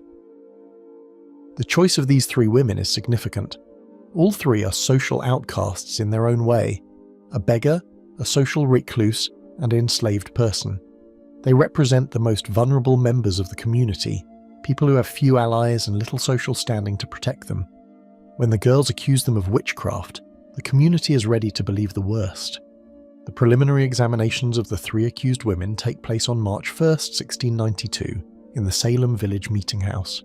The packed building buzzes with nervous energy as magistrates John Hathorne and Jonathan Corwin question the prisoners. Sarah Good and Sarah Osborne maintain their innocence, denying any involvement in witchcraft. But Tituba, under intense questioning and probably fearing for her life, makes a shocking confession. Yes, Tituba tells the packed courtroom, she has seen the devil. He appeared to her as a tall man in black clothing, sometimes accompanied by a woman in white. The devil forced her to sign his book and commanded her to hurt the children. But she's not the only one, she reveals. There are other witches in Salem, and they are all part of a conspiracy to destroy the godly community. Tituba's confession electrifies the courtroom. Here is proof that the girl's accusations are true, that there really is a supernatural conspiracy at work. Her detailed testimony about meeting with the devil, about flying through the air to witch meetings, about seeing other witches whose identities she doesn't know, all of this confirms the community's worst fears. The witch hunt has begun in earnest. The afflicted girl's behaviour during the examinations is particularly dramatic. Whenever the accused women look at them, the girls fall into violent convulsions. When the suspects move their hands, the girls' bodies mirror the movements. When Sarah Good bites her lip, the girls scream that they are being bitten. This spectral evidence, the idea that the girls can see the accused women's spirits attacking them, becomes the cornerstone of the prosecution's case. As March progresses, the accusations multiply rapidly. The girls claim to see the spirits of Martha Corey, a church member known for her piety. They accuse Rebecca Nurse, a 71-year-old grandmother who's respected throughout the community for her kindness and faith. They point fingers at Elizabeth Proctor, whose husband John is a successful farmer and tavern keeper. The net is widening and no one feels safe. The symptoms exhibited by the afflicted girls are remarkably consistent and detailed. They experience what appear to be seizures, with violent shaking and convulsions that can last for hours. Their bodies become rigid and then limp, sometimes so dramatically that witnesses believe they're dead. They complain of being choked, reporting that invisible hands are squeezing their throats until they can barely breathe. They claim to be pricked by invisible pins and needles, sometimes producing actual pins from their bodies as evidence. The girls also demonstrate what seems to be supernatural strength. During their fits, it takes several grown men to hold them down. They speak in voices that don't sound like their own, sometimes in languages they've never learned. They appear to have knowledge of events and people they shouldn't know about. Most disturbing of all, they seem to be able to see and interact with invisible presences that terrify them. By April 1692, the situation has spiraled completely out of control. Dozens of people have been accused of witchcraft, and the local jails are overflowing with prisoners. The accusations are no longer limited to social outcasts. They now include church members, prosperous farmers, and even a former minister. The entire social fabric of Salem is being torn apart as neighbour turns against neighbour. The arrival of the new royal governor, Sir William Phipps, in May 1692 provides the legal framework needed to proceed with formal trials. Phipps establishes a special court called the Court of Oyer and Terminer, meaning to hear and determine, to handle the witchcraft cases. The court is presided over by Chief Justice William Stoughton, a stern Puritan who believes absolutely in the reality of witchcraft. The first person to be tried and executed is Bridget Bishop, a woman in her 50s who owns a tavern where people drink and play games. Bishop has been accused of witchcraft before, and her unconventional behaviour — she wears bright red clothing, argues with her neighbours, and runs a business that some consider improper for a woman — makes her an easy target. She's hanged on June 10th, 1692 at Gallows Hill, becoming the first victim of the Salem witch trials. The executions continue through the summer. On July 19th, 5 more people are hanged: Rebecca Nurse, Sarah Good, Elizabeth Howe, Sarah Wilds, and Susanna Martin. Sarah Good's final words from the gallows become legendary. When Reverend Nicholas Noyes urges her to confess and save her soul, she replies, "You are a liar. I am no more a witch than you are a wizard, and if you take my life, God will give you blood to drink." August brings 5 more executions, including that of Reverend George Burroughs, the former minister of Salem Village. Burroughs' execution is particularly shocking because he recites the Lord's Prayer perfectly from the gallows, something witches were supposedly unable to do. The crowd begins to murmur that perhaps they've made a mistake, but Cotton Mather, the influential Boston minister, quickly explains that the devil can help his servants appear innocent. The most horrifying execution occurs in September, when 81-year-old Giles Corey is pressed to death with heavy stones. Corey, who refuses to enter a plea and thus cannot be tried, is subjected to this ancient form of torture in an attempt to force him to cooperate with the court. For 2 days, stones are piled on his chest until he can no longer breathe. His only words are "more weight," a defiant gesture that becomes part of Salem legend. The final executions take place on September the 22nd, 1692. when 8 more people are hanged. By this time, however, public opinion is beginning to turn against the trials. The accusations have become so widespread that they're threatening to tear apart the entire colony. When the afflicted girls accuse the wife of Governor Phipps himself, it becomes clear that the situation has gone too far. The scientific investigation of the Salem witch trials begins almost immediately after the executions end. As early as 1693, some of the participants begin to have second thoughts about what they've done. The afflicted girls' behaviour becomes increasingly erratic and their accusations less credible. Several of them later admit that they made false accusations, driven by fear, attention-seeking, or pressure from adults. Modern historians and scientists have proposed numerous theories to explain the Salem witch trials. The ergot theory, first proposed in 1976, suggests that the girls' symptoms were caused by eating bread made from rye infected with ergot fungus, which contains chemicals similar to LSD. However, this theory has been thoroughly debunked by researchers who point out that ergot poisoning causes weakness and inability to move, not the hyperactivity displayed by the afflicted girls. Moreover, ergot would have affected entire families eating the same bread, not just selected individuals. A more convincing explanation focuses on the social and psychological factors that created the perfect conditions for mass hysteria. Salem Village in 1692 was a community under tremendous stress. The residents had lived through devastating Indian raids, economic hardship, and bitter political disputes. They were deeply religious people who believed absolutely in the reality of witchcraft and the devil's power to harm innocent people. The afflicted girls occupied a unique position in this society. As adolescents and young women, they had very little power or control over their lives. They were expected to be silent, obedient, and submissive. The accusations of witchcraft, however, gave them unprecedented influence and attention. Suddenly, these powerless young women were the centre of everyone's attention. Their words could send people to prison or to the gallows. For the first time in their lives, they had real power over adults. The girls' symptoms closely match what modern psychology recognises as conversion disorder, a condition where psychological stress manifests as physical symptoms. The violent convulsions, the apparent seizures, the claims of being pinched and bitten, all of these can be produced by the unconscious mind as a way of expressing psychological distress. The fact that the symptoms spread from one girl to another suggests a form of mass psychogenic illness, where psychological symptoms become contagious through suggestion and imitation. The legal proceedings themselves created a feedback loop that sustained the panic. The court's acceptance of spectral evidence, testimony about dreams and visions, meant that accusers didn't need to provide any physical proof of their claims. The dramatic courtroom scenes, where the girls would fall into convulsions whenever the accused looked at them, convinced observers that supernatural forces were at work. The more people believed in the reality of the witchcraft, the more real it became to the participants. The Salem witch trials finally ended in October 1692 when Governor Phipps dissolved the court of Oyer and Terminer. The new court that replaced it refused to accept spectral evidence, and without this crucial testimony, the remaining cases quickly collapsed. By May 1693, all the remaining accused witches had been pardoned and released from prison. The aftermath of the trials was devastating for the Salem community. 20 people had been executed, 5 more had died in prison, and hundreds had been accused and imprisoned. Families were destroyed, the local economy was shattered, and the community's faith in its religious and political leaders was severely damaged.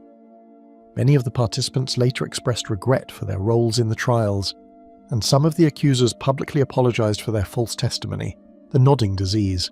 In the war-torn regions of northern Uganda and South Sudan, a new and terrifying illness began to emerge in the early 2000s. It targeted children, stealing their futures and leaving families devastated. The disease was as baffling as it was cruel, marked by a strange and disturbing symptom, uncontrollable nodding of the head. They called it nodding disease.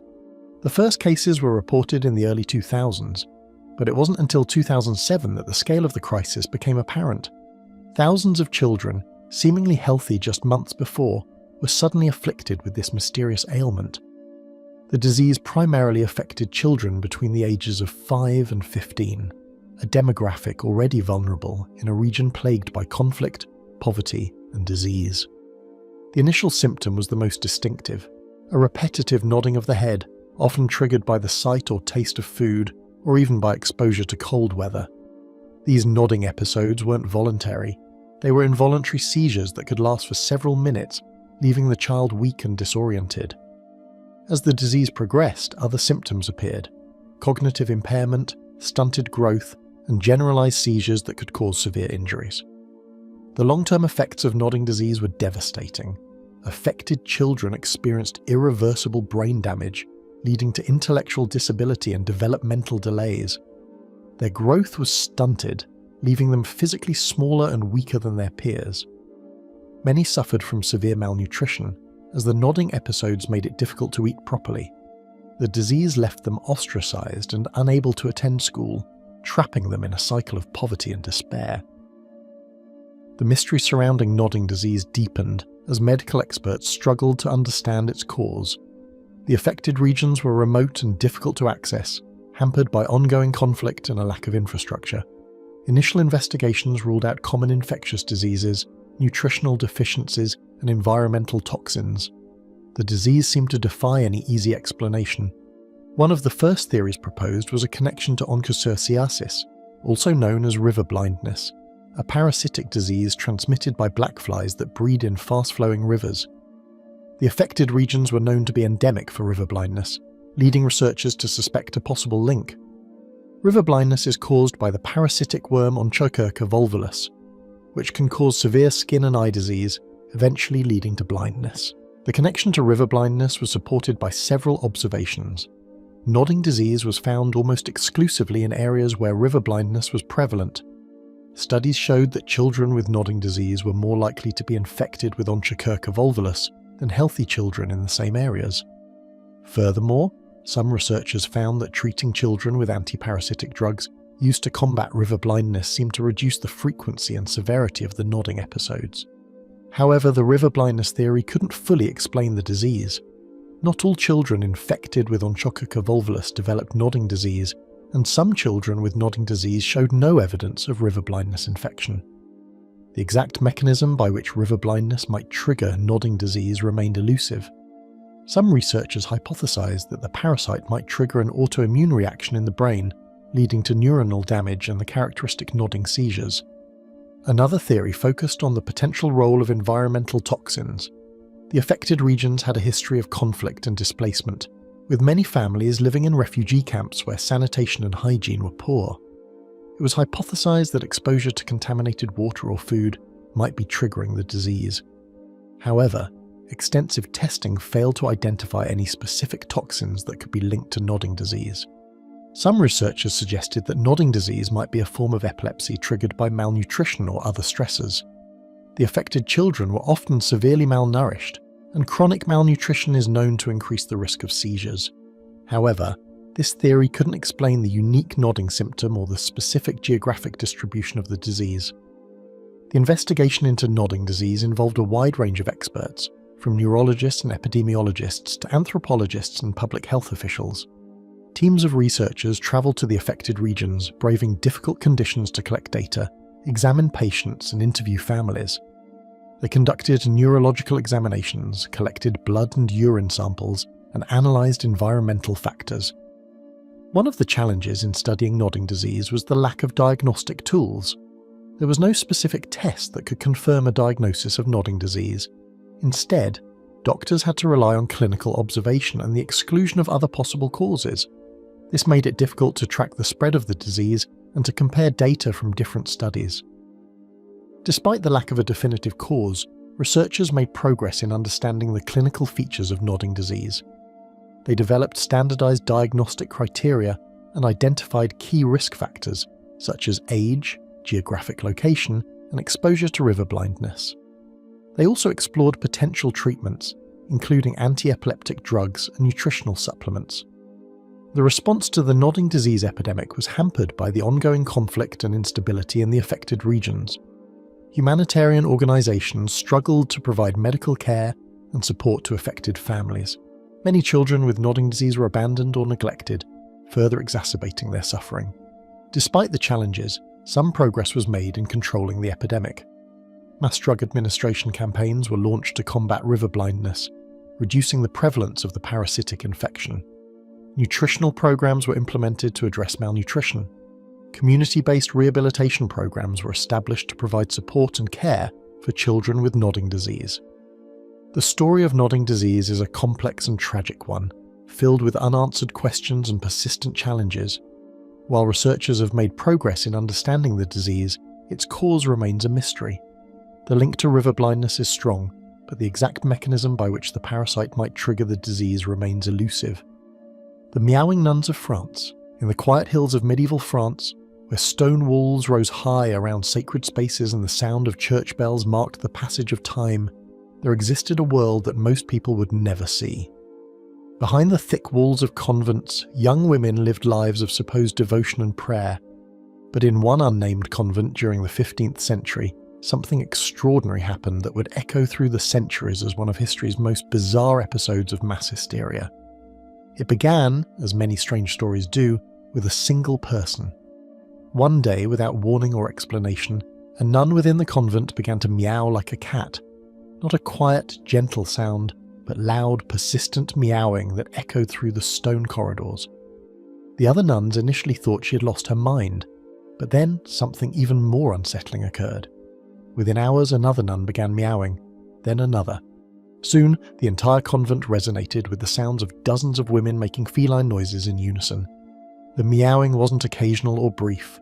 It went on for hours each day, creating a chorus of human voices making animal sounds that could be heard throughout the surrounding countryside. The townspeople below grew alarmed as the strange cacophony drifted down from the convent walls. What had happened to these women of God? Why were they making such disturbing sounds? The community was baffled and frightened by this unprecedented behaviour. To understand how such a bizarre event could occur, we must first examine the world of medieval convents and the women who lived within them. The 15th century was a time when joining a religious order was often not a choice but a necessity for women. Many young girls were sent to convents not because they felt a calling to religious life, but because their families needed to reduce the number of mouths to feed, or because they could not afford the dowry required for marriage. The convent was seen as a respectable alternative to marriage, a place where daughters from noble and merchant families could live without bringing shame to their families. But for many of these women, the convent was essentially a prison. They had taken vows of poverty, chastity, and obedience, committing themselves to a life they had not chosen. They were cut off from the outside world, forbidden from intimate relationships, and expected to spend their days in prayer and contemplation.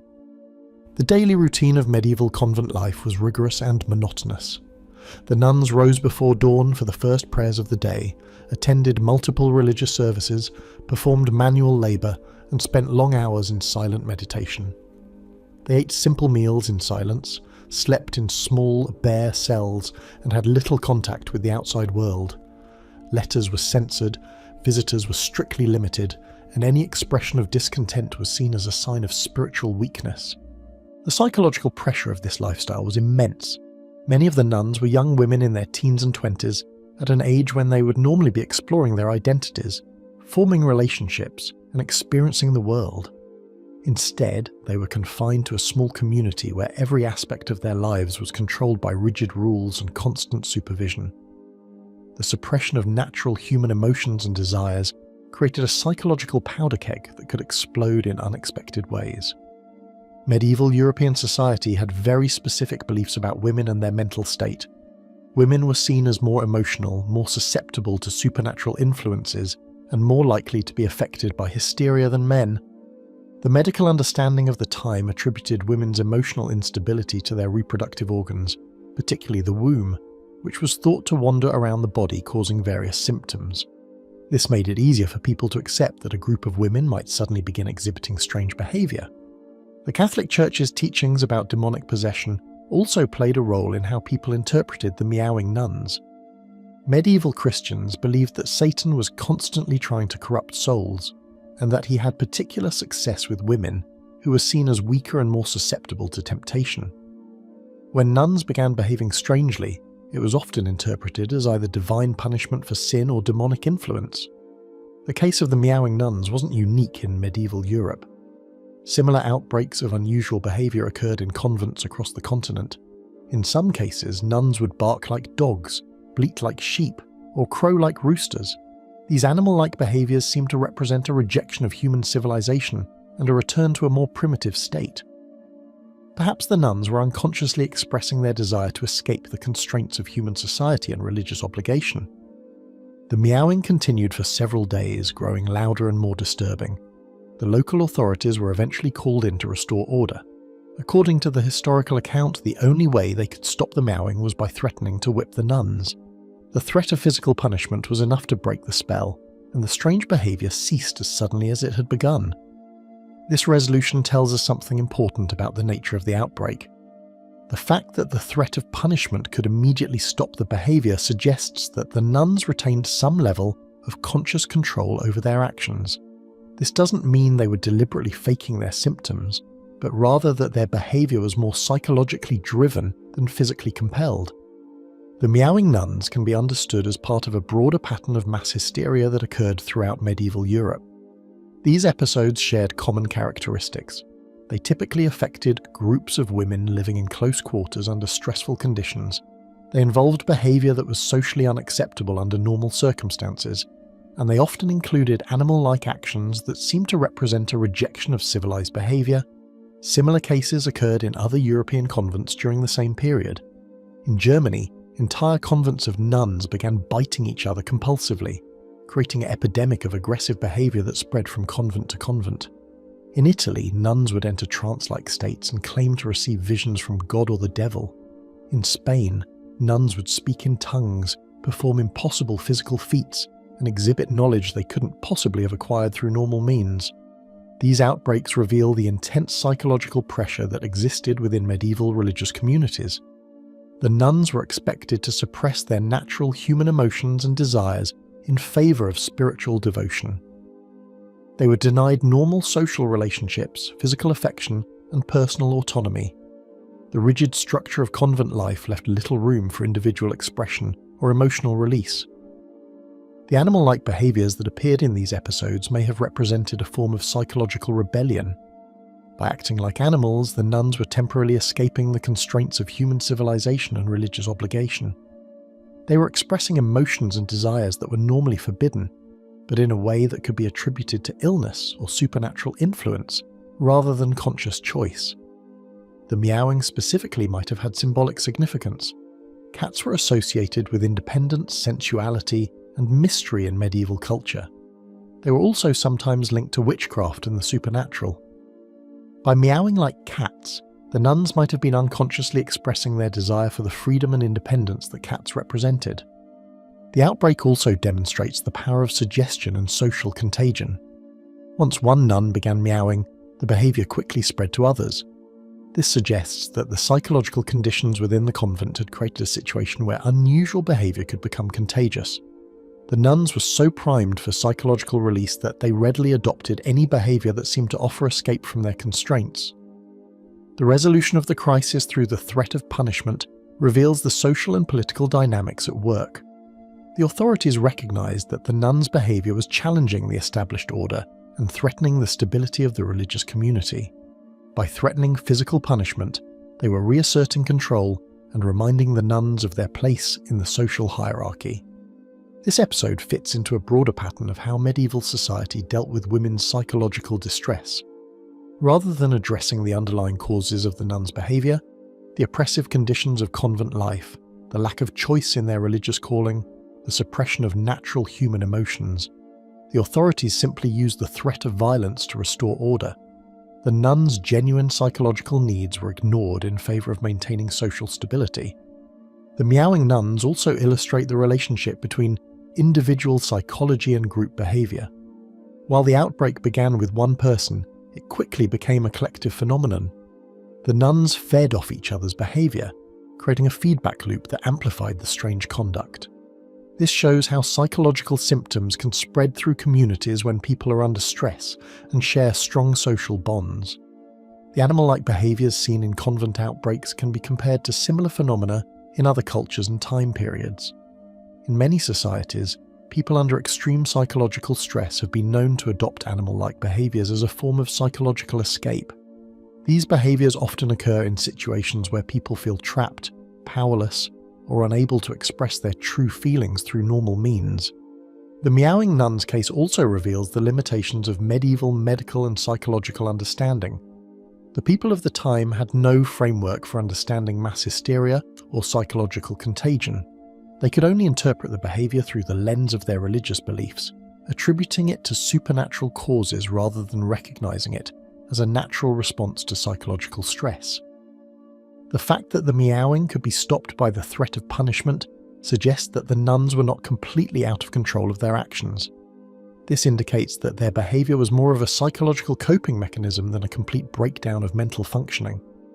The meowing allowed them to express their distress and rebellion in a way that could be attributed to illness rather than conscious choice.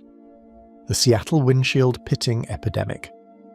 On the morning of April 14, 1954, Seattle residents opened their newspapers to find a disturbing headline: "Mystery windshield damage spreads in Seattle and county." Across the Pacific Northwest, thousands of car windshields were being mysteriously pitted with tiny holes that seemed to appear overnight. By evening, panic had gripped the city. Police stations were flooded with calls from frightened motorists, convinced they were under attack by an invisible enemy. Within 48 hours, the mayor had contacted the governor had called the president, and the entire nation was watching Seattle with growing alarm. The phenomenon had begun innocently enough in late March 1954 in the small coastal town of Bellingham, Washington. Residents noticed tiny pits and holes appearing in their car windshields, small circular marks that looked like they might have been made by BB guns or buckshot. Local police initially dismissed it as teenage vandalism, but when similar damage was reported in nearby towns like Sedro-Woolley and Mount Vernon, they began to take notice. The pattern was puzzling. The pits were small, usually between 1/16 and 1/8 of an inch in diameter, with distinctive blue-tinted edges. They appeared only on windshields, never on side windows or rear windows. The damage didn't go all the way through the glass. It was surface pitting that looked like something had struck the windshield from above. Most mysteriously, the pits seemed to appear in clusters, with anywhere from 10 to 50 marks on a single windshield. By April 13th, the phenomenon had reached Anacortes on Fidalgo Island. Car owners discovered the strange marks on their windshields early that morning, and within hours every available police officer in the area had been deployed to catch the vandals. Roadblocks were set up and every vehicle leaving or entering the city was searched, but no vandals were found. Even more disturbing, similar damage was discovered at the Whidbey Island Naval Air Station at Oak Harbor, where 75 Marines conducted an intensive 5-hour search of the grounds. They found nothing. The mystery deepened when the phenomenon jumped to Seattle on April 14th. The first reports came in at 6 p.m, 3 cars damaged in a parking lot at 6th Avenue and John Street. By 9 p.m, another report came from North 82nd Street and Greenwood Avenue. Then the floodgates opened. Police cars patrolling the streets were flagged down by panicked motorists, pointing to fresh damage on their windshields. Parking lots across the city were affected. Even police vehicles parked outside precinct stations showed signs of the mysterious pitting. The timing was crucial. This was 1954, at the height of the Cold War, when American anxiety about nuclear weapons and atomic testing was reaching fever pitch. Just months earlier, the United States had detonated its first hydrogen bomb in the Pacific, creating a mushroom cloud that dwarfed anything seen before. The Soviet Union had tested its own hydrogen bomb in August 1953, and the arms race was escalating rapidly. Americans were genuinely afraid that atomic fallout might be drifting across the Pacific, invisible and deadly. In this atmosphere of nuclear paranoia, the windshield pitting took on sinister implications. Sheriff Tom Clark of Whidbey Island was among the first to voice what many were thinking. This had to be radioactive fallout from the recent H-bomb tests in the South Pacific. Geiger counters were rushed to the scene and run over damaged windshields and over people who had touched the pits. The tests showed no radioactivity, but the fear persisted. The theories multiplied as quickly as the reports of damage. Some suggested that the Navy's new 1,000,000-watt radio transmitter at Jim Creek near Arlington was somehow converting electronic oscillations into physical vibrations in the glass. Navy officials dismissed this as completely absurd, pointing out that a windshield would need to be several miles wide to match the transmitter's frequency. Others blamed cosmic rays bombarding Earth from the sun, though little was known about cosmic radiation at the time. One of the most bizarre theories involved sand flea eggs. Some witnesses claimed they had actually seen their windshields bubble and pit before their eyes, leading to speculation that microscopic marine creatures' eggs had somehow been embedded in the glass and were now hatching simultaneously. How this could happen, or why they would all hatch at once, was never explained. More exotic theories emerged daily. Supersonic sound waves, non-radioactive coral debris from nuclear bomb tests, shifts in Earth's magnetic field, and even gremlins were proposed as explanations. The mystery seemed to demand increasingly fantastic solutions because conventional explanations simply didn't fit the scale and pattern of the phenomenon. The cultural context of 1954 America made these theories seem plausible. This was a society that had lived through World War II, witnessed the atomic bombs dropped on Japan, and now faced the terrifying possibility of nuclear war with the Soviet Union. Science fiction movies like The Day the Earth Stood Still and The War of the Worlds had primed audiences to expect attacks from unknown forces. The concept of invisible radiation that could kill or mutate was becoming part of the popular imagination. The media played a crucial role in amplifying the panic. Local newspapers and radio stations seized on the story, using dramatic language that transformed isolated incidents into an epidemic. Headlines screamed about mysterious attacks and invisible forces. The coverage created a feedback loop. The more media attention the story received, the more people began examining their windshields and the more damage they discovered. By April 15th, the situation had reached crisis proportions. Police were overwhelmed with reports. Nearly 3,000 windshields had been reported as damaged. Seattle Mayor Alan Pomeroy sent urgent telegrams to Governor Arthur Langley and President Dwight D. Eisenhower, warning that what had appeared to be localized vandalism might actually be a federal emergency requiring immediate government intervention. The governor responded by contacting the University of Washington and requesting that a committee of scientists investigate the phenomenon. Teams from the Environmental Research Laboratory, Applied Physics Laboratory, and Chemistry, Physics, and Meteorology departments conducted a systematic survey of 84 cars on the university campus.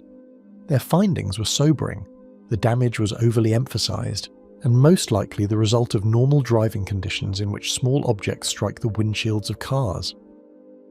The scientists' explanation was simple but devastating to the panic narrative. Most cars accumulate small pits and dings from normal road debris, tiny stones, sand, and other particles that strike windshields during regular driving. These minor damages are usually invisible to drivers, who look through their windshields rather than at them. The scientists suggested that the epidemic was simply a case of people noticing damage that had always been there. King County Sheriff Harlan S. Callahan disagreed with the scientists' conclusions. His deputies had examined more than 15,000 cars throughout the county and found damage to more than 3,000 of them. The sheriff believed this level of damage couldn't be explained by normal road wear. His officers had also found strange pellets near some damaged cars, pellets that reacted violently when touched with a lead pencil but not with a ballpoint pen. No one could explain what this meant, but it seemed to suggest something unusual was happening. The investigation revealed telling patterns. The damage was concentrated on older cars, while newer vehicles showed little or no pitting. In auto dealerships, used cars displayed the mysterious marks, while brand new cars on the same lot remained unmarked. This pattern supported the scientists' theory that the damage had accumulated over time through normal driving. The particulate matter found on windshields and near damaged cars was analysed and found to be coal dust, tiny particles produced by incomplete combustion of bituminous coal. These particles had been drifting through Seattle's air for years, but no one had noticed them before. The coal dust had nothing to do with the pitting, but its discovery added another layer of mystery to an already confused situation. The psychological dynamics of the epidemic were as important as the physical evidence.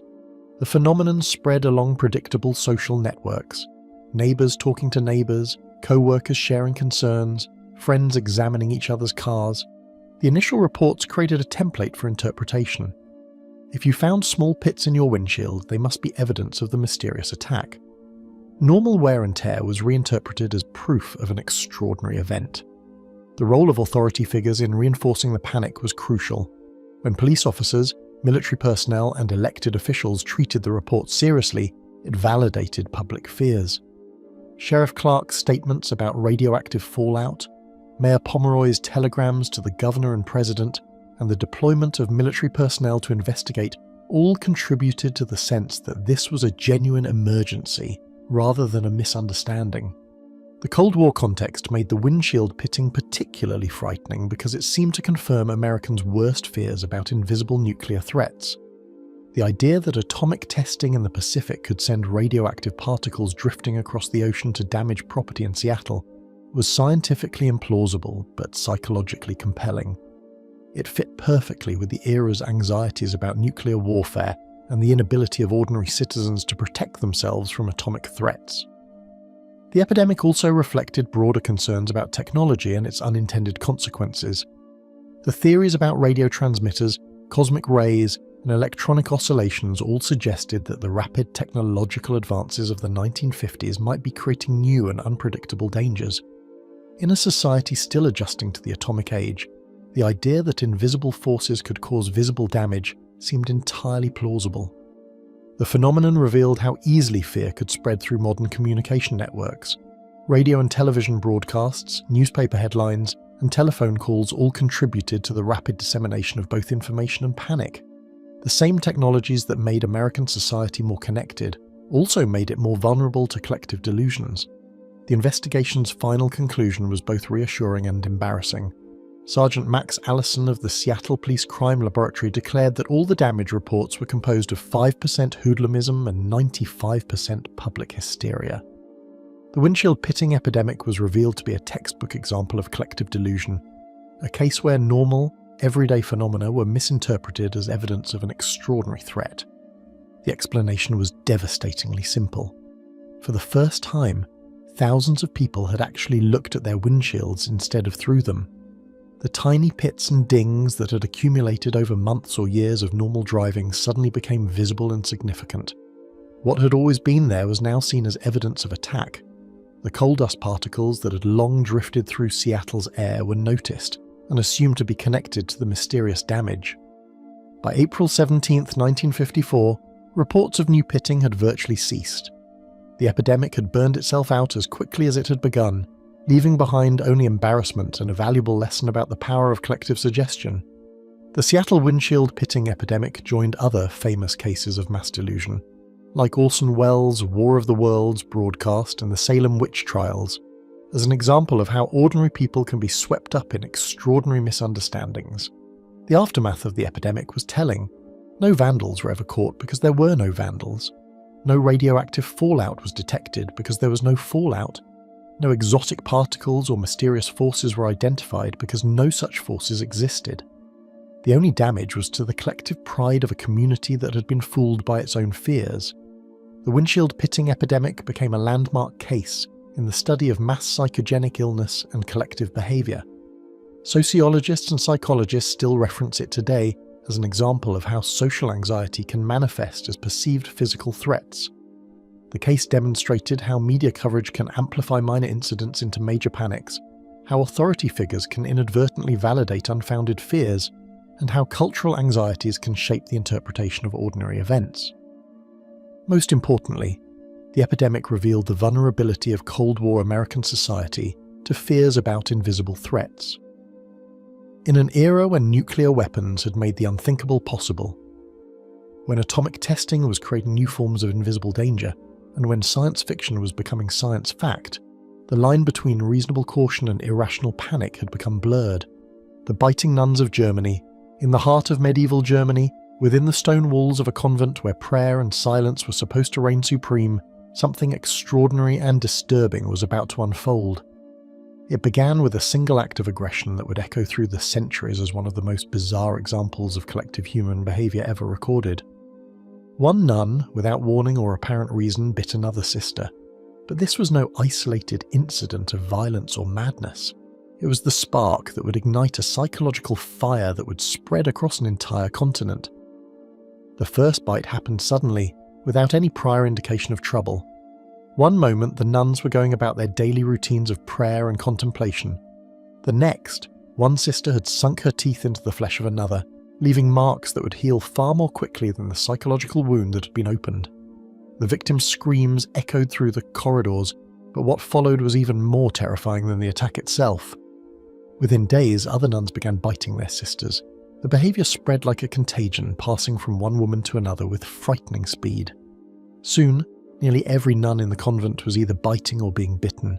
The peaceful religious community had been transformed into something resembling a battlefield, where the weapons were human teeth and the casualties were the bonds of sisterhood that had once held the community together. The biting wasn't random or playful, it was aggressive and purposeful. The nuns would approach their victims and bite them hard enough to leave marks, sometimes drawing blood. The attack seemed to occur without warning, and the perpetrators showed no immediate remorse or understanding of why they were doing it. They appeared to be driven by an irresistible compulsion that they couldn't explain or control. Word of the bizarre outbreak spread quickly beyond the convent walls. In medieval Germany, news travelled through networks of traders, pilgrims, and church officials who carried stories from one community to another. The tale of the biting nuns was so strange and disturbing that it captured the imagination of everyone who heard it. But what made the story even more unsettling was what happened next. The behaviour began to spread to other convents. This wasn't just a case of copycat behaviour or conscious imitation. The biting mania appeared to spread from convent to convent across Germany with the same mysterious force that had driven the original outbreak. Nuns who had never heard the specific details of the first incident began exhibiting identical behaviour. They would bite their sisters with the same compulsive intensity, creating new epicenters of the strange epidemic. The pattern was remarkably consistent across different convents and regions. The biting would begin with one nun, spread rapidly through the community, and then seemed to burn itself out after a period of weeks or months.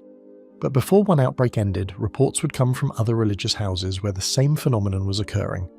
The epidemic followed the trade routes and religious networks that connected German convents, spreading from Saxony to other regions with relentless persistence. To understand how such a bizarre phenomenon could occur, we must examine the world of 15th century German convents and the women who inhabited them. The medieval convent was not just a religious institution, it was a complex social organism that reflected the broader tensions and inequalities of European society. Many of the nuns had not chosen their religious vocation freely, but had been placed in convents by families who saw religious life as a solution to economic or social problems. The daughters of noble families often entered convents not because they felt called to religious life, but because their families couldn't afford marriage dowries or needed to limit the number of potential heirs. For merchant families, the convent offered a respectable alternative to marriage while reducing the financial burden of supporting unmarried daughters. For the poor, religious life sometimes provided the only path to education and social stability. The psychological impact of this system was profound. Many nuns found themselves trapped in a life they had never chosen, surrounded by women who were in similar circumstances. They had taken vows of poverty, chastity, and obedience that bound them to the convent for life. They were cut off from their families, forbidden from intimate relationships, and expected to find fulfillment in prayer and contemplation alone. The daily routine of convent life in 15th century Germany was rigorous and monotonous. The nuns rose before dawn for the first prayers of the day, attended multiple religious services, performed manual labour, and spent long hours in meditation and study. They ate simple meals in silence, slept in small cells, and had very limited contact with the outside world. Their lives were governed by an elaborate set of rules that controlled every aspect of their behaviour. The social dynamics within convents were complex and often tense. The nuns came from different social backgrounds, and these class distinctions didn't disappear behind convent walls. Noble-born nuns often held positions of authority and enjoyed better living conditions than their sisters from merchant or peasant families. Competition for leadership positions, resources, and the favour of the Mother Superior could create bitter rivalries and long-lasting resentments. The religious context of the biting epidemic was crucial to understanding how medieval people interpreted and responded to it. The 15th century was a time of religious upheaval and reform movements within the Catholic Church. There was growing concern about corruption and worldliness among the clergy, and many religious communities were under pressure to return to stricter observance of their vows. In this atmosphere of religious anxiety, unusual behaviour among nuns was often interpreted through a supernatural lens. The medieval mind was predisposed to see demonic influence in any deviation from normal religious conduct. When nuns began biting each other, the most obvious explanation to contemporary observers was that the devil had somehow gained access to the convent and was using the sisters as his instruments. The theological implications of the biting epidemic were deeply troubling to medieval Christians. Convents were supposed to be sacred spaces where holy women lived in perfect harmony with God's will. If demons could penetrate these sanctuaries and corrupt the brides of Christ, what did that say about the spiritual state of the entire Christian community? The biting nuns represented a breakdown of the cosmic order that was supposed to protect the faithful from evil influences. Church authorities struggled to understand and respond to the epidemic. They organized exorcisms, brought in holy relics, and increased the frequency of prayers and religious rituals. But these spiritual remedies seemed to have little effect on the biting behavior. In some cases, the religious interventions actually seemed to make the situation worse, as the heightened spiritual attention and dramatic exorcism ceremonies created more psychological stress and excitement. The biting epidemic can be understood as part of a broader pattern of mass hysteria that affected religious communities throughout medieval Europe. Similar outbreaks occurred in convents across the continent, each with its own specific characteristics but sharing common underlying themes. The meowing nuns of France, the dancing nuns of various regions, and the possessed nuns of Loudun all represented variations on the same basic phenomenon. These outbreaks shared several key characteristics that help us understand their psychological and social origins. They typically occurred in communities of young women living under severe psychological stress. They involved behaviour that was socially unacceptable under normal circumstances, allowing the participants to express forbidden emotions and desires. They often included elements of regression to more primitive or animal-like states, suggesting a rejection of civilized social constraints.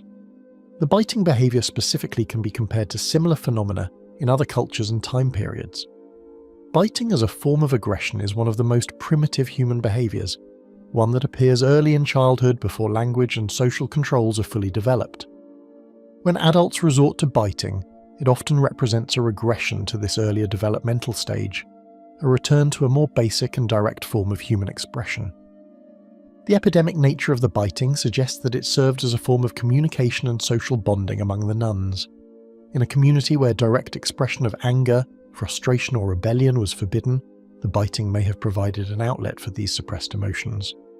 The fact that the behaviour was contagious indicates that it fulfilled some psychological need that was widespread among the nuns. The pattern of spread from convent to convent reveals the power of suggestion and social imitation in human behaviour. The nuns who began biting in new locations had heard stories about the epidemic, and these stories planted psychological seeds that eventually bloomed into actual behaviour. The tales of other nuns biting their sisters provided a template for expressing similar feelings and frustrations. The resolution of the epidemic provides important insights into its psychological nature. According to historical accounts, the biting finally stopped when authorities threatened to whip any nun who continued the behaviour. This suggests that the biting was not completely involuntary, but was subject to conscious control when the consequences became severe enough.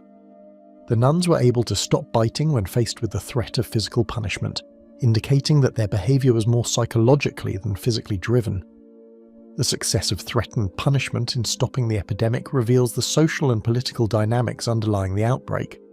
The biting represented a form of rebellion against authority, a way for the nuns to express their dissatisfaction with their circumstances without directly challenging the religious and social order. When that order reasserted itself through the threat of violence, the rebellion collapsed. The biting nuns of Germany were part of a larger pattern of mass psychogenic illness that has appeared throughout human history. These episodes typically occur in communities under severe stress, where normal channels for expressing dissatisfaction or rebellion are blocked. The symptoms often involve behaviour that is socially unacceptable but can be attributed to illness or supernatural influence, providing a form of plausible deniability for the participants. Modern psychology recognises that mass hysteria often serves as a form of social communication, a way for groups to express collective distress when other forms of expression are not available. The biting epidemic allowed the nuns to communicate their unhappiness with their circumstances, while maintaining their status as victims rather than rebels. They could express forbidden emotions, while claiming to be powerless to control their behaviour. The epidemic also demonstrates the power of social contagion in human behaviour. psychological states can spread through communities just as easily as infectious diseases, passed from person to person through observation, suggestion, and imitation. The biting behaviour provided a model for other nuns to follow, a way to participate in the collective expression of distress while maintaining individual innocence. The international spread of the biting epidemic reveals the interconnected nature of medieval European religious communities. News, ideas, and psychological influences travelled along the same routes as traders and pilgrims, creating networks of communication that could carry behavioural contagion across vast distances. The nuns of different convents were not isolated from each other, but were part of a larger community that shared common experiences and pressures. The gendered nature of the epidemic is also significant. The fact that these outbreaks occurred primarily in communities of women reflects the particular pressures and constraints that medieval society placed on female religious life. Women had fewer options for expressing dissatisfaction or rebellion than men, and the convent system created particularly intense psychological pressures for young women who had been forced into religious life against their will. The biting epidemic can be compared to modern cases of mass hysteria that have occurred in schools, factories, and other institutions where people are confined together under stressful conditions. The specific symptoms vary, but the underlying psychological mechanisms remain the same. Groups of people under stress develop similar symptoms that spread through social contagion and serve as a form of collective expression of distress. The legacy of the biting nuns extends beyond their immediate historical context. Their story has been used by various scholars and commentators to illustrate different theories about human behaviour, from the power of suggestion to the psychology of religious communities. The epidemic serves as a cautionary tale about the dangers of suppressing human emotions and the ways in which psychological distress can manifest in unexpected and destructive ways. St. Anthony's fire, the ergot poisoning epidemics. The year is 994 CE. In the countryside of Aquitaine, France, harvest season should have been a time of celebration and relief. The rye fields stretch golden under the autumn sun, promising bread through the harsh winter months ahead. But something terrible is hidden within these seemingly healthy grains. Within weeks, thousands of people will be writhing in agony, their limbs burning with an invisible fire, their bodies consumed by gangrenous flesh that turns black and falls away like charred wood. The first victims appear in the small villages scattered across the region. A farmer named Guillaume awakens one morning to find his hands tingling with a strange burning sensation. By evening, the burning has become unbearable. His fingers feel as if they've been thrust into a blazing furnace, yet there are no flames, no visible injury. Within days, his fingertips begin to turn black. His wife, Marie, develops the same symptoms, followed by their children, their neighbours, and soon entire villages are consumed by this mysterious affliction. The symptoms are unlike anything the medieval physicians have ever encountered.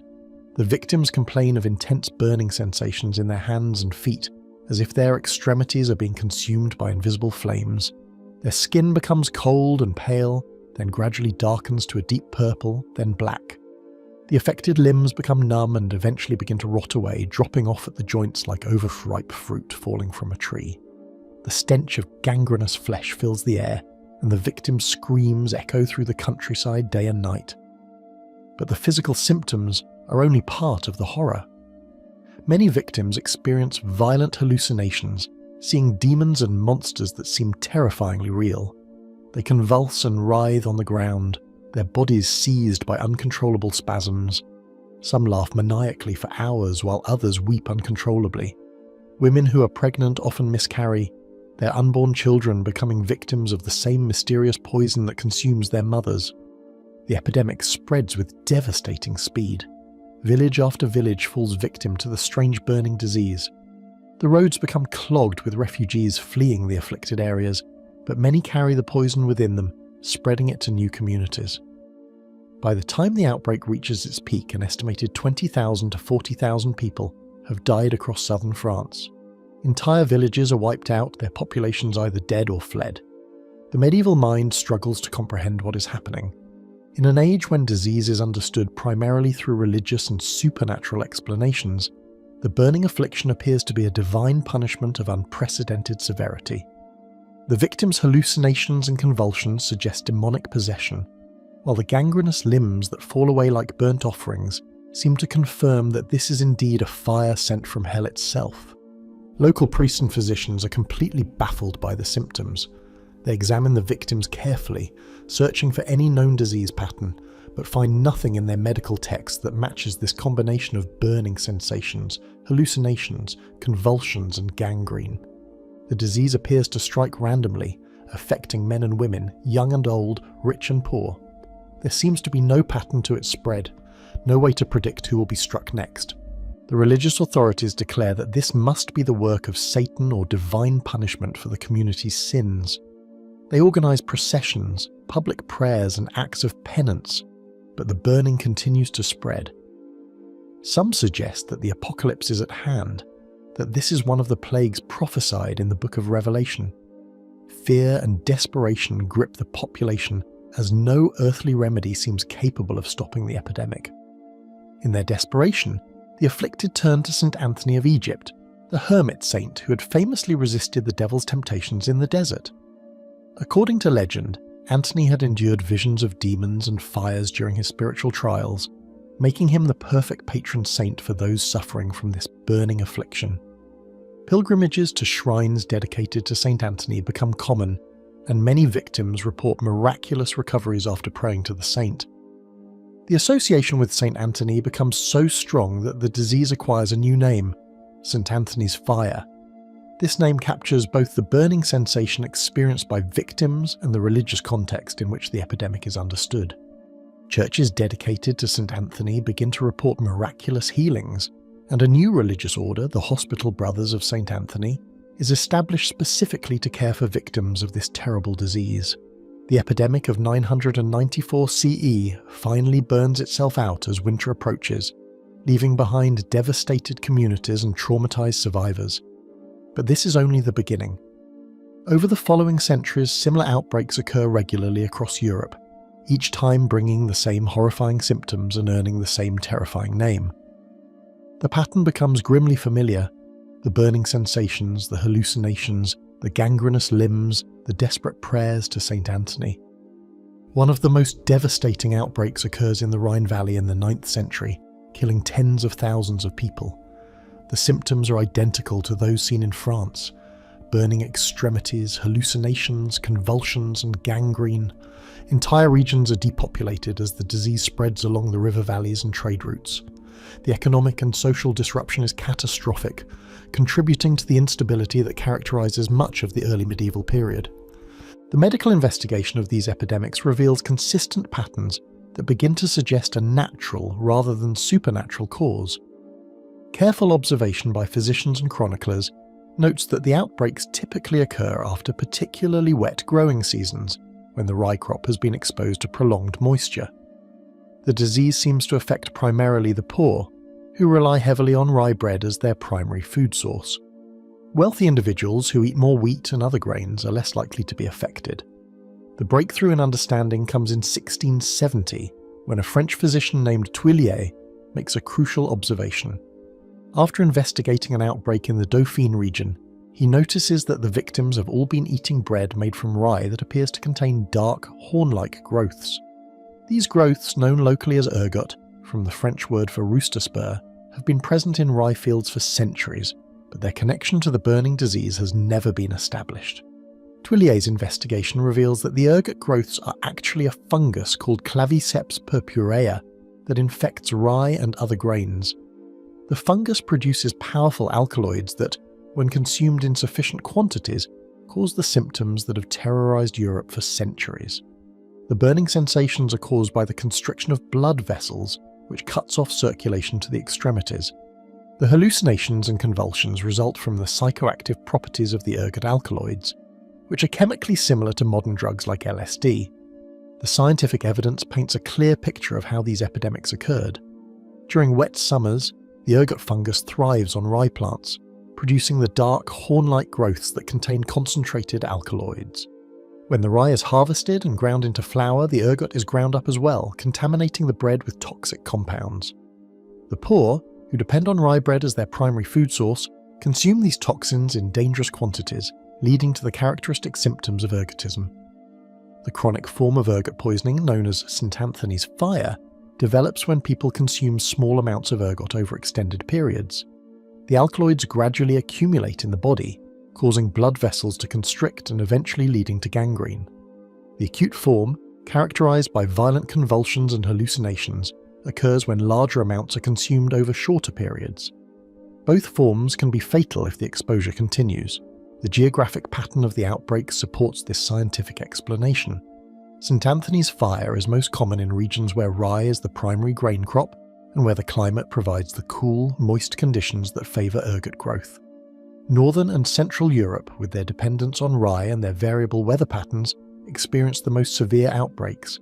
Southern regions, where wheat is more common, are less affected.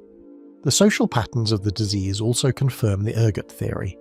The poor, who eat coarse rye bread that is more likely to contain ergot, suffer disproportionately from St. Anthony's fire. The wealthy, who can afford refined wheat bread, are largely spared. This class-based distribution of the disease has profound social implications, as it reinforces existing inequalities and creates additional suffering for those who are already marginalized. The seasonal pattern of the outbreaks provides further evidence for the ergot explanation. The disease typically appears in late summer and fall, shortly after the harvest of infected rye. It peaks during the winter months, when stored grain provides a continuous source of ergot alkaloids, and then declines in spring as the contaminated grain supplies are exhausted. This pattern repeats itself year after year, creating a predictable cycle of suffering that becomes part of the rhythm of medieval life. The historical investigation reveals that St. Anthony's fire was not just a medical phenomenon, but a social and cultural force that shaped medieval European society. The Hospital Brothers of St. Anthony, founded in response to the epidemic, became one of the most powerful and wealthy religious orders in medieval Europe. They established nearly 400 hospitals across the continent, creating a network of medical care that persisted for centuries. The treatment methods developed by the Hospital Brothers provide insight into the disease's true nature. While they attributed their success to the miraculous power of St. Anthony's relics, their most effective intervention was actually dietary. They fed their patients bread made from wheat and other grains that were free from ergot contamination. This simple change in diet allowed the victims' bodies to recover from the ergot poisoning, creating the appearance of miraculous healing. The cultural impact of St. Anthony's fire extends far beyond the medical realm. The disease's association with burning and demonic visions reinforced medieval beliefs about hell and divine punishment. The sight of victims with blackened, gangrenous limbs that dropped off their bodies provided a visceral image of damnation that influenced art, literature, and religious thought for centuries. The artistic representations of St. Anthony's fire, particularly in the works of medieval and Renaissance painters, capture the horror and mystery of the disease. The famous Isenheim altarpiece by Matthias Grunewald, created for a hospital that treated ergotism victims, depicts the suffering of Christ in terms that would have been immediately recognizable to those who had witnessed St. Anthony's fire. The twisted, tortured bodies and the emphasis on physical agony reflect the experience of ergot poisoning. The economic impact of the ergot epidemics was devastating. Entire regions would be depopulated by outbreaks, disrupting agriculture, trade, and commerce. The loss of working-age adults to death or disability created labour shortages that persisted for years. The cost of caring for victims placed enormous burdens on families and communities, while the disruption of food production often led to famine and further suffering. The investigation of historical records reveals that St. Anthony's fire played a role in many of the social and political upheavals of medieval Europe. The disease often struck during times of economic hardship, when the poor were forced to rely on lower quality grain that was more likely to be contaminated with ergot. The resulting outbreaks would exacerbate existing social tensions and contribute to peasant revolts and other forms of unrest. The modern understanding of ergotism has led to effective prevention measures that have largely eliminated the disease from developed countries. Improved agricultural practices, better storage techniques, and food safety regulations have made ergot poisoning extremely rare in the modern world. However, sporadic outbreaks still occur in developing countries where these preventive measures are not in place. The study of St. Anthony's fire has also led to important medical advances.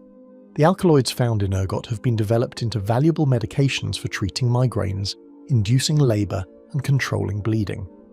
The same compounds that caused such suffering in medieval times have been transformed into life-saving drugs, demonstrating how scientific understanding can turn a curse into a blessing. The comparative analysis of ergot poisoning with other mass hysteria events reveals important differences. Unlike the psychological epidemics we've examined, St. Anthony's fire had a clear biological cause that could be identified and eliminated. The symptoms were consistent and predictable, and the disease could be cured by removing the source of contamination. This distinguishes it from purely psychological phenomena, while still showing how environmental factors can create widespread suffering that appears supernatural to those who experience it. The Encephalitis lethargica. The date is January 11, 1917. Deep in the winter of one of the most brutal wars in human history, something far more mysterious than any battlefield horror is about to emerge. In a small hospital in Vienna, Austria, a young neurologist named Konstantin von Economo is examining a patient whose symptoms defy everything he knows about medicine. The woman lies motionless on her bed, her eyes open but vacant, as if she's trapped somewhere between life and death. She appears to be awake, but she isn't truly conscious. She can hear voices but cannot respond. She seems to be sleeping while her eyes remain open, caught in a living nightmare that has no name. This is the first documented case of what would become known as Encephalitis lethargica, the sleepy sickness. Within months, this mysterious disease would spread across the globe like wildfire, affecting millions of people and leaving behind a trail of human wreckage that would baffle scientists for generations.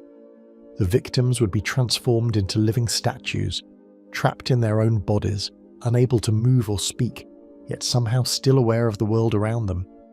Von Economo's first patient presented with a cluster of symptoms that had never been seen together before.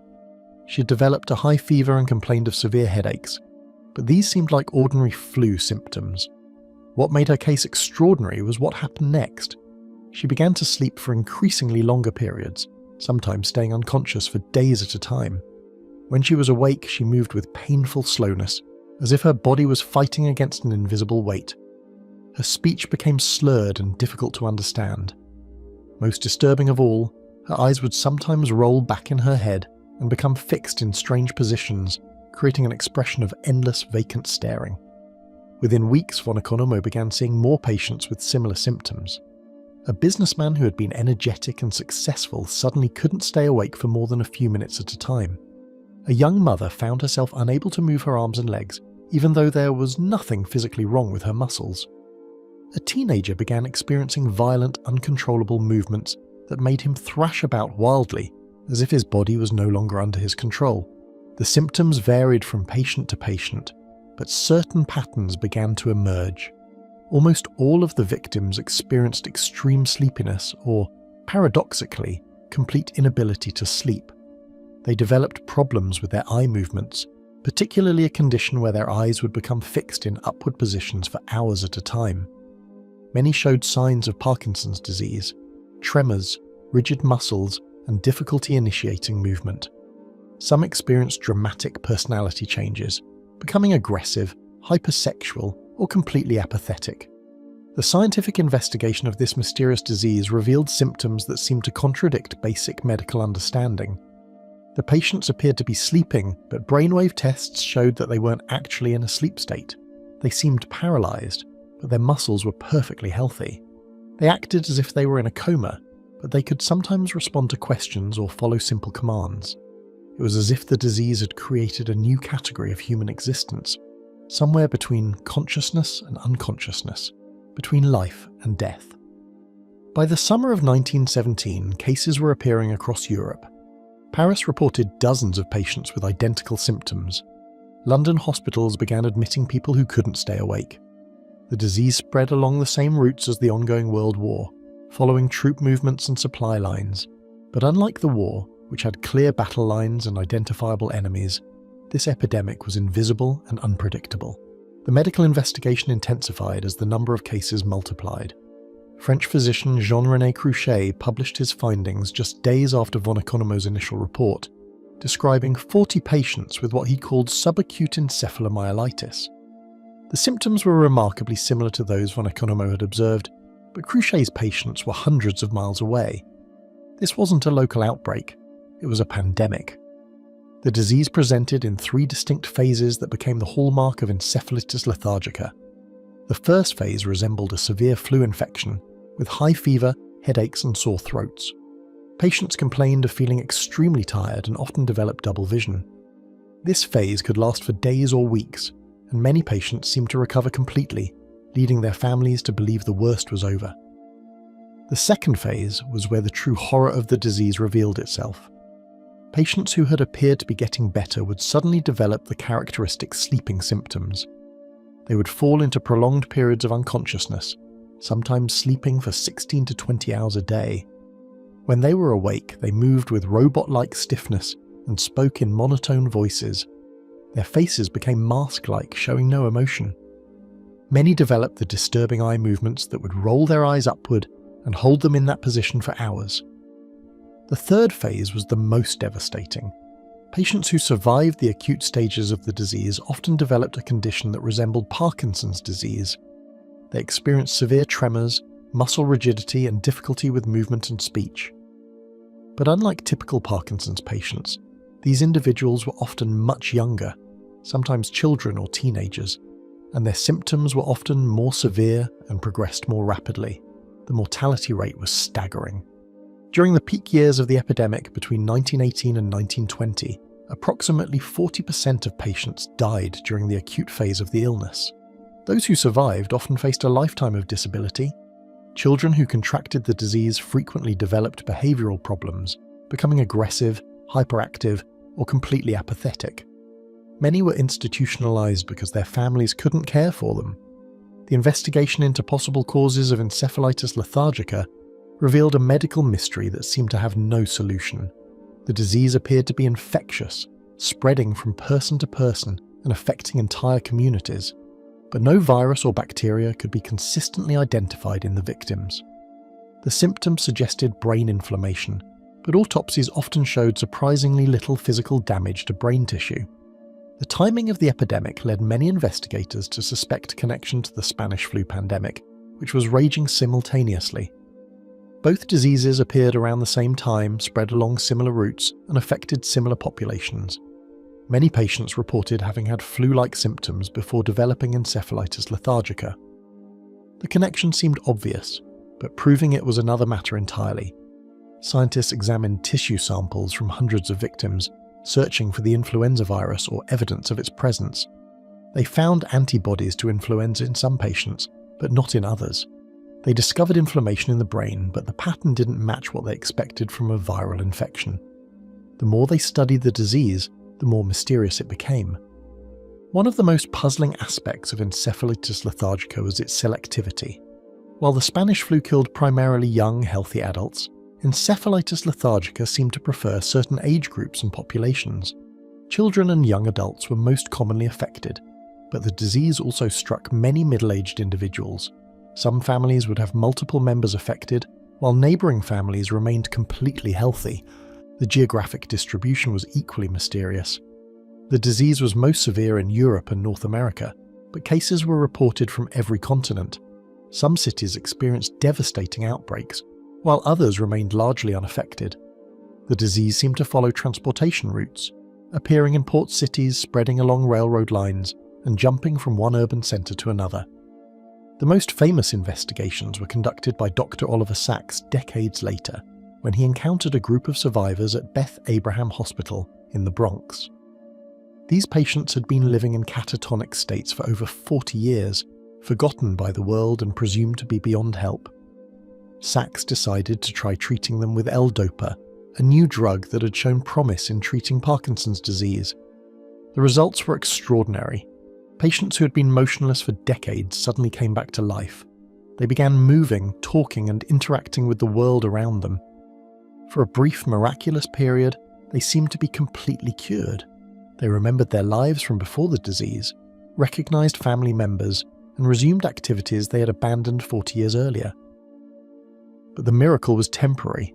After weeks or months of normal function, the patients began to develop severe side effects from the L-Dopa. They experienced violent, uncontrollable movements called dyskinesias. Their personalities became erratic and unpredictable. Some became paranoid or aggressive.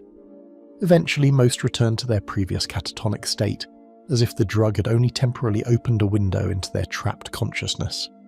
The investigation into Encephalitis lethargica revealed several competing theories about its cause. The influenza theory suggested that the disease was caused by the same virus that caused the Spanish flu, or by a closely related virus. This theory was supported by the timing of the two epidemics and the fact that many patients had flu-like symptoms before developing Encephalitis lethargica. The autoimmune theory proposed that the disease was caused by the body's immune system attacking its own brain tissue. This could explain why some patients recovered completely, while others remained permanently disabled. It would also explain why the disease seemed to run in families and why it affected certain populations more than others. The unknown pathogen theory suggested that Encephalitis lethargica was caused by a completely different microorganism, perhaps a virus that had not yet been identified, or a bacteria that could not be cultured in laboratory conditions. This theory was supported by the infectious nature of the disease and the fact that no known pathogen could be consistently identified in victims. The environmental theory proposed that the disease was caused by some kind of toxin or environmental factor that had become widespread during the war years. This could explain the geographic distribution of the disease and why it disappeared as suddenly as it had appeared. Some investigators suggested that chemical weapons used during World War I might have created conditions that triggered the epidemic. Recent scientific investigations have provided new insights into the cause of Encephalitis lethargica. In 2012, researchers announced that they had discovered evidence of an enterovirus in tissue samples from victims of the original epidemic. This virus, which had not been identified when the disease was first studied, could potentially explain both the infectious nature of the disease and the specific pattern of brain damage seen in victims. The discovery was significant because enteroviruses are known to cause neurological symptoms similar to those seen in Encephalitis lethargica. They can cause inflammation of the brain, affect movement and consciousness, and produce long-term neurological damage. The fact that this virus was found in tissue samples from the original epidemic suggests that it may have been the true cause of the disease. However, the mystery is far from solved. The enterovirus theory doesn't explain why the disease appeared so suddenly, spread so rapidly, and then disappeared completely. It doesn't account for the specific timing of the epidemic or the fact that similar viruses haven't caused similar outbreaks in the decades since. The investigation continues, with researchers using modern molecular techniques to analyze historical tissue samples and search for additional clues. The comparative analysis of Encephalitis lethargica with other neurological diseases has revealed important insights about brain function and the nature of consciousness. The disease seemed to affect specific areas of the brain that control sleep, movement, and behavior. The fact that patients could sometimes respond to stimuli despite appearing unconscious suggests that consciousness itself may be more complex than scientists had previously understood. The long-term effects of Encephalitis lethargica provided a unique window into the workings of the human brain. Patients who survived the acute phase often developed a condition called post-encephalitic Parkinsonism, which was similar to Parkinson's disease but had some important differences. These patients helped scientists understand the role of dopamine in brain function and led to the development of new treatments for movement disorders. The social impact of Encephalitis lethargica was profound. Families were torn apart as loved ones were transformed into living statues. Children who had been bright and active became mute and motionless. The disease filled hospitals and institutions with patients who required constant care but seemed to have no hope of recovery. The economic burden was enormous, as communities struggled to care for thousands of victims who could no longer care for themselves. The Tanganyika laughter epidemic. On January 30th, 1962, at a mission-run boarding school in the remote village of Kashasha, Tanganyika, something strange began to happen. 3 schoolgirls, whose names have been lost to history, suddenly burst into uncontrollable laughter. Not the kind of laughter that erupts from a shared joke or moment of joy, but desperate, exhausting laughter that wouldn't stop. The Kashasha school was a typical colonial-era institution, a Christian mission school serving local African girls in what would soon become Tanzania. The building stood 25 miles from the regional centre of Bukoba, nestled in a landscape where traditional African culture met British colonial expectations. These girls, aged between 12 and 18, were caught between 2 worlds, the traditional ways of their families and the strict European education system imposed by their colonial rulers. As the three girls continued their fits of laughter, something remarkable and terrifying happened. The laughter spread. One by one, their classmates began laughing too. Not because they found anything funny, but because they couldn't help themselves. The laughter was contagious in the most literal sense. A physical, uncontrollable response that seemed to jump from person to person like an invisible infection. Within days, the epidemic had consumed the entire school. 95 of the 159 students were affected, their days punctuated by episodes of violent laughter that could last anywhere from a few hours to several days. These weren't gentle giggles or even hearty belly laughs. Witnesses described the sounds as desperate, almost painful, the kind of laughter that comes from hysteria rather than happiness. The girls exhibited other symptoms alongside the laughter. They would cry uncontrollably, run around aimlessly, and sometimes become violent. Some suffered from difficulty breathing, others from skin rashes. A few experienced temporary paralysis. The laughter attacks could strike at any moment, leaving the girls exhausted and frightened when they finally ended. By March 18th, 1962, the situation had become impossible to manage. The school was forced to close its doors, sending the affected girls back to their home villages. The authorities hoped that separating the girls would end the epidemic. They were wrong. The girls carried the laughter home with them. In the village of Nshamba, where many of the students lived, the epidemic found new victims. Adult women began experiencing the same symptoms, the same uncontrollable laughter, the same desperate crying, the same restless energy. The pattern was always the same. It started with one person, then spread to those closest to them, particularly women and girls. When the school attempted to reopen on May 21, 1962, the epidemic returned with a vengeance. The laughter spread even faster this time, and the school was forced to close again. The administration was baffled. They had never encountered anything like this before.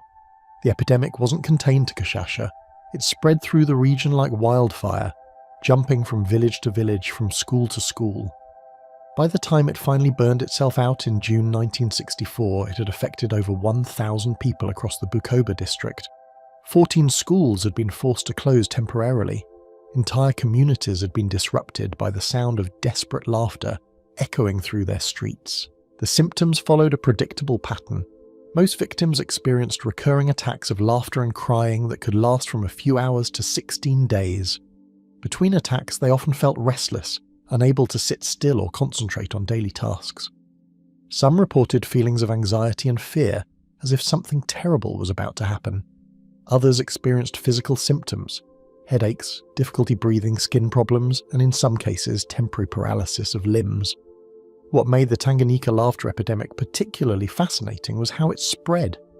The contagion followed social networks. It moved through families, schools, and communities along the lines of existing relationships. It affected women and girls almost exclusively, with very few men or boys showing symptoms. This pattern would become a key clue in understanding what was really happening. The epidemic also revealed deep cultural tensions. Tanganyika had gained independence from Britain just 1 month before the outbreak began. The country was in a state of dramatic transition, with traditional African societies adapting to new political realities, new educational systems, and new social expectations. The mission schools, like the one at Kinshasa, represented this cultural collision. Institutions that demanded African children abandon their traditional ways in favour of European Christianity and education. The girls caught in this system faced enormous pressure. They were expected to excel academically while suppressing their cultural identity. They lived away from their families in dormitory-style accommodations, following rigid schedules and strict rules. Many came from rural communities where extended family networks and traditional support systems were the norm, only to find themselves isolated in institutional settings. This pattern of mass hysteria affecting groups under extreme stress wasn't unique to Tanganyika. Similar outbreaks had occurred throughout history, from the dancing plagues of medieval Europe to the convulsions of French convent nuns in the 17th century. What linked these events was the presence of populations under severe social pressure, people who felt trapped with no acceptable way to express their distress. The Tanganyika epidemic shared characteristics with other mass psychogenic illnesses. like the Salem witch trials, it emerged in a community experiencing rapid social change and uncertainty. Like the dancing plagues of medieval Europe, it primarily affected young women living in restrictive environments. Like the convulsions of French nuns, it occurred within religious institutions that demanded absolute obedience and conformity. Medical experts who studied the outbreak found no evidence of organic causes. Blood tests, examinations of the water supply, and analysis of the school's food revealed nothing that could explain the symptoms. The laughter wasn't caused by poisoning, infection, or any identifiable medical condition. Instead, it appeared to be a psychological response to unbearable social pressure. The epidemic followed the typical pattern of mass psychogenic illness. It began with one highly stressed individual whose symptoms provided a model for others to unconsciously copy. The symptoms were real. The girls genuinely couldn't control their laughter, but they had psychological rather than physical causes. The contagion spread through social networks, affecting those most closely connected to the initial cases. The authorities' response revealed their lack of understanding. They treated the outbreak as a medical emergency, closing schools and quarantining affected individuals. But these measures only made the situation worse by creating more anxiety and separation from support networks. The epidemic only began to fade when communities developed their own coping mechanisms and the initial social pressures that triggered it began to ease. This exploration into history's most mysterious epidemics reveals a profound truth about human nature. We are far more connected to each other than we might imagine. These cases, from the toxic oil that poisoned thousands in Spain to the dancing plagues that consumed medieval Europe, from the laughing girls of Tanganyika to the windshield pitting panic of Seattle, show us that the line between individual experience and collective phenomenon is often thinner than we think. What emerges from these investigations is not just a catalogue of strange events, but a mirror reflecting our deepest fears and vulnerabilities. It teaches us that truth is often more complex than it first appears. Behind every mysterious epidemic lies a web of social, psychological, and sometimes physical factors that converge to create something unprecedented. The challenge for investigators, whether they're 17th century physicians trying to understand dancing plagues or modern epidemiologists tracking toxic exposures, is to separate the extraordinary from the ordinary, the supernatural from the scientific. In the end, these stories are not just about the past. They're about understanding ourselves and our capacity for both individual resilience and collective vulnerability. They remind us that in our interconnected world, we're all part of the same human story, sharing the same fears, hopes, and need for understanding. The epidemics may have ended, but the human experiences they reveal continue to shape our world in ways both seen and unseen.